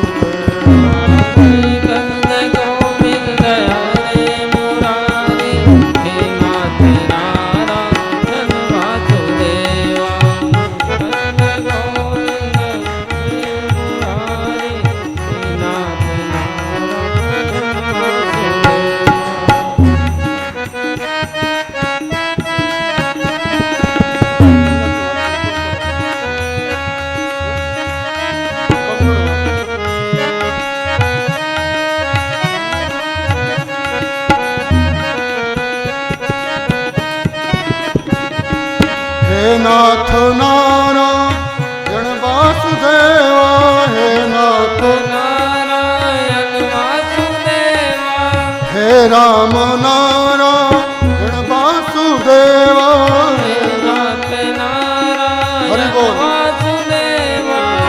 श्री कृष्ण गोविंद हरे मुरारे, हे नाथ नारायण वासुदेवा। श्री कृष्ण गोविंद हरे मुरारी, हे नाथ नारायण वासुदेवा। गोविंद हरे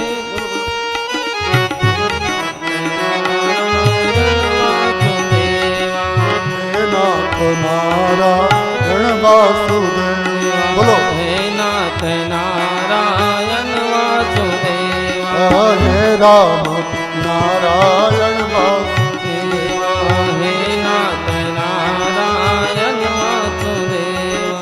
श्री कृष्ण गोविंद हरे मुरारे, श्री कृष्ण कृष्ण गोविंद हरे मुरारी, हे नाथ नारायण वासुदेवा। वासुदेवा। हे नाथ नारायण वासुदेवा।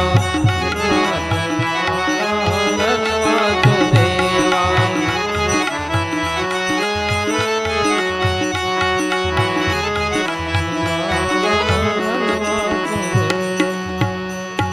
बोलिए पुराण पुरुषोत्तम भगवान की जय। श्रीमन्नारायण भगवान की जय। बस आज की ये मंगलमयी और भगवान श्री नारायण की भक्ति और भक्ति के प्रभाव की ये अलौकिक महिमा और आप लोगों ने सुना। आप सबके हृदय में बैठे हुए परमात्मा के चरणों में प्रणाम करते हुए आज की ये मंगलमयी कथा को और यहीं पर विश्राम दिया जाता है। बोलिए पुराण पुरुषोत्तम भगवान की जय। सद्गुरुदेव भगवान की जय। आज प्रथम दिन है और थोड़ा सा देश काले पात्रेचा थोड़ा समय हो ही जाता है, इसलिए थोड़ा देर हो गई आज।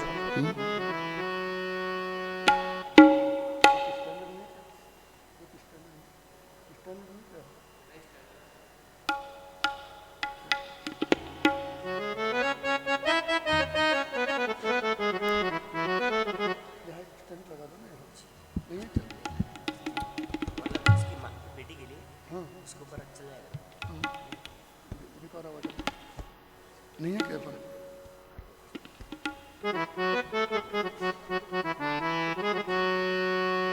हरे राम राम राम, हरे राम राम राम, हरे राम राम राम, हरे राम राम राम, हरे राम राम राम, हरे राम राम राम, हरे राम राम राम, हरे राम राम राम, हरे राम राम राम, हरे राम राम राम, हरे हरे राम राम राम, राम राम राम, हरे राम राम, हरे राम राम राम, हरे राम सभी लोग आ जाओ, सभी लोग आ जाओ आरती में। राम राम,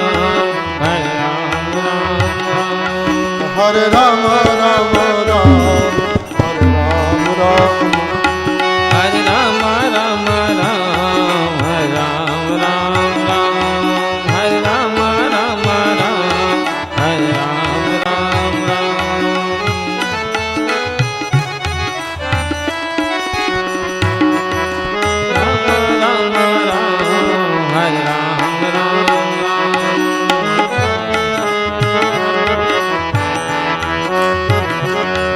हरे राम राम राम, हरे राम राम राम, हरे राम राम राम, हरे राम राम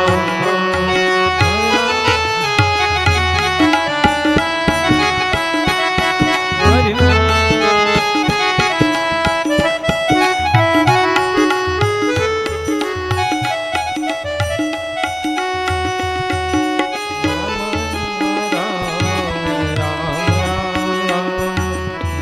बोलिए हरिहर भगवान की जय, पुराण पुरुषोत्तम भगवान की जय।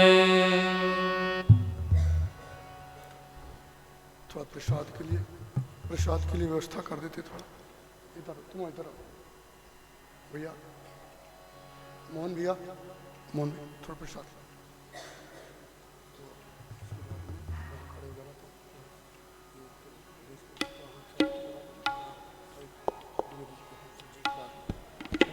उसके बाद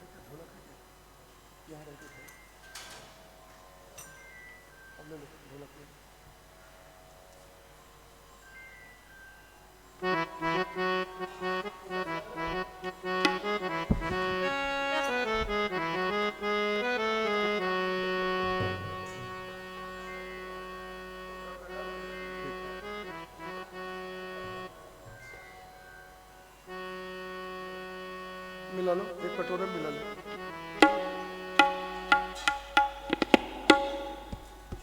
झोला यहाँ रख, झोला यहाँ रख, खड़ा कर दो, वो झोला झोला झोला लो, यहाँ रखो, यहाँ माइक रख दो, एक झोला इसके ऊपर रख दो, एक झोला इसके ऊपर रख दो। चलो व्यवस्था कल के कल।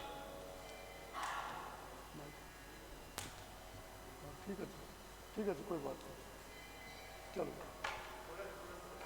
इसको थोड़ा इधर कर दो, दोनों की आवाज़ पीछे कर दो, माइक थोड़ा माइक दूर कर लेना, थोड़ा सा इधर कर लो, इधर और आगे कर लो, हाँ वैसे करो, इसको थोड़ा सा और पीछे कर लो, थोड़ा थोड़ा पीछे, थोड़ा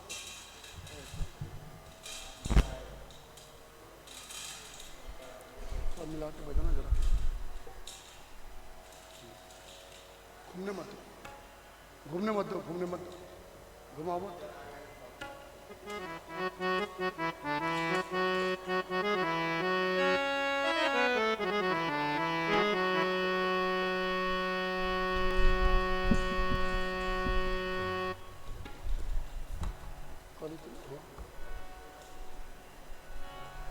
स्वर कितने चालू है?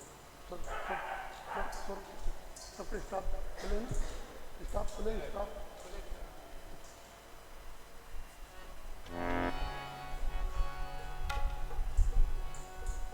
लगा दिए लोग हो प्रसाद प्रसाद रख दिए।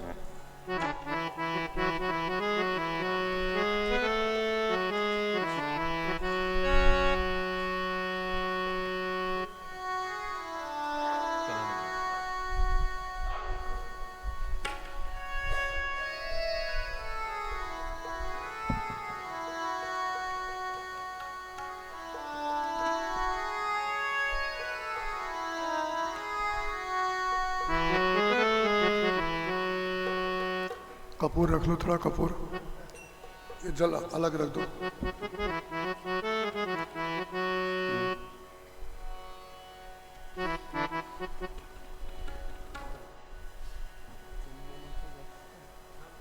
वहीं खड़े होके बोलो,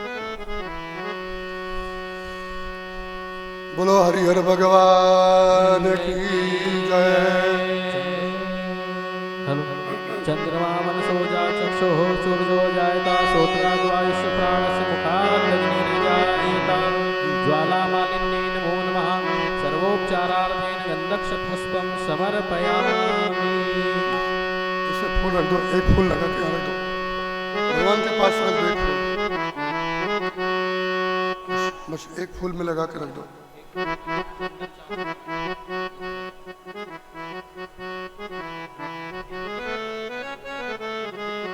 एक फूल रख दो बस, कपूर की बटकी रख दो बहुत सारी, कपूर के टुकड़े हैं। आरती करो हरि हर की करो नटु की बोल शंकर की, आरती करो हरि हर की, आरती करो हर हर की करो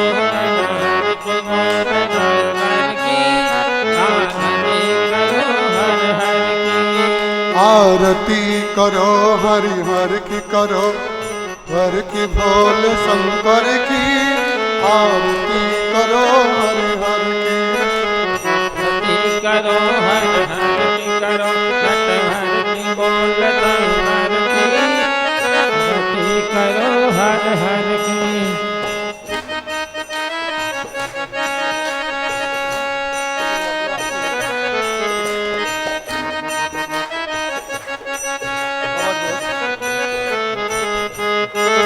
आरती करो हर हर की करो नट हर की बोल शंकर की, आरती करो हर हर की। आरती करो हर हर की करो नट हर की बोल शंकर की, आरती करो हर हर की।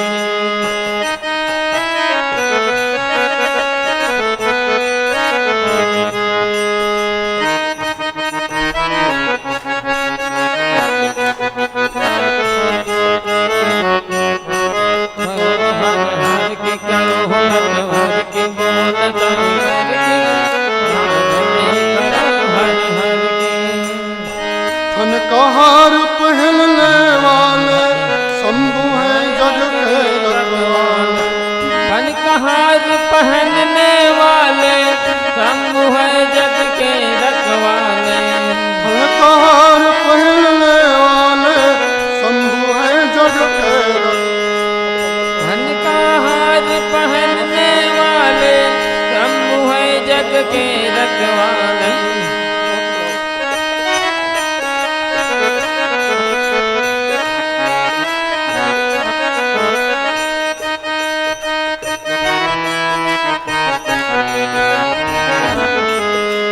सकल चराचर अग जग नाचे, सकल चराचर अग जग नाचे, लीला से नटवर की आरती करो हरि हर की, आरती करो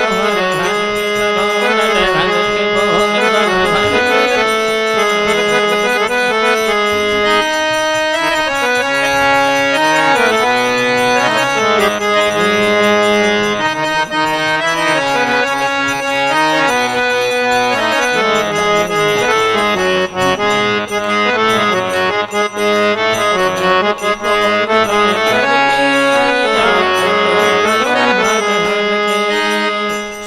पर शशिका मुकुट सवारे तारों की पायल झनकारे पर शशिका मुकुट सवारे पायल झनकारे सिर पर शशिका मुकुट सवारे तारों की पायल झनकारे पर शशिका मुकुट सवारे तारों की पायल झनकारे धरती अंबर डोले तांडो धरती अंबर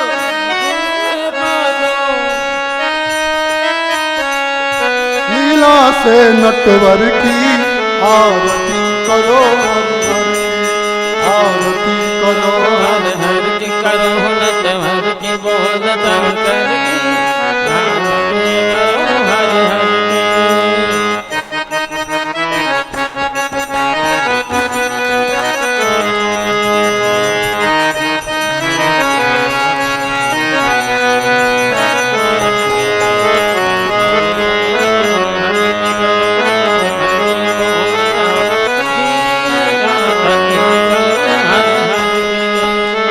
महादेव जय जय शिव महादेव जय जय शिव शंकर महादेव जय जय शिव शंकर महादेव जय जय शिव शंकर जय शिव शंकर जय डमरूधर जय शिव शंकर जय डमरूधर जय गंगाधर जय जय विषधर जय गंगाधर जय जय विषधर हे देवों के देव हरो हर हे देवों के देव हरो हर तुम विपुदा घर घर की आरती करो हर हर की आरती करो हर हर की करो नटवर की बोल शंकर की आरती करो हर हर की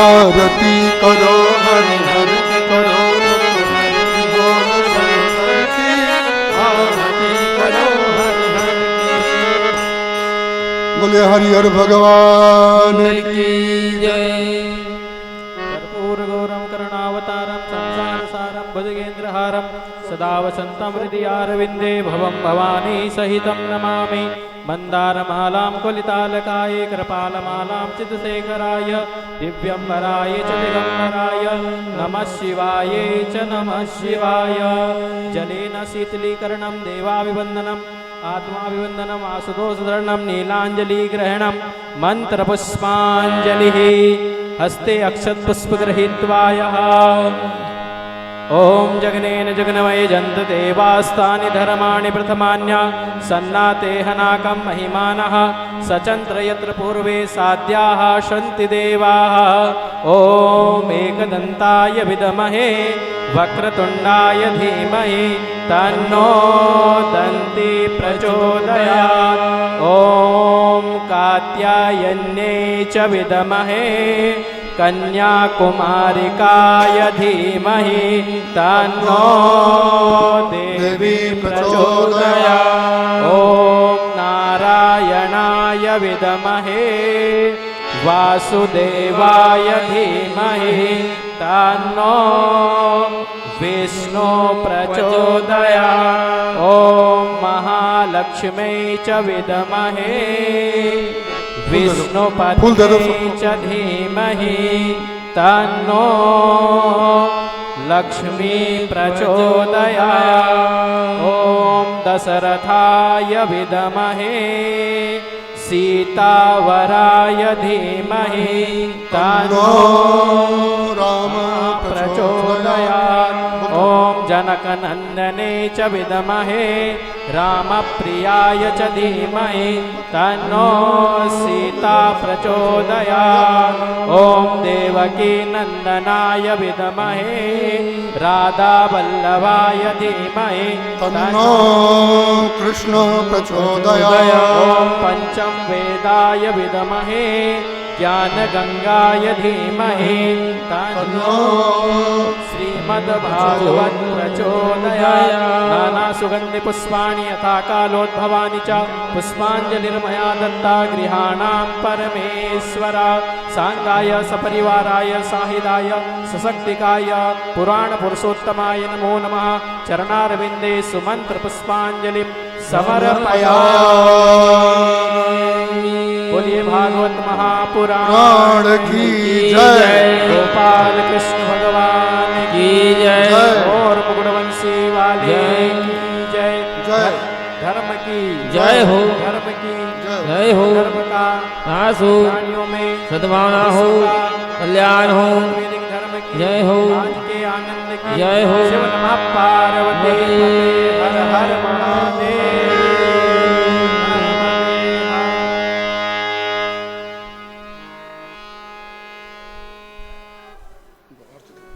पंखा बंद कर दो, आ जाओ। पंखा बंद कर दो, पंखा बंद।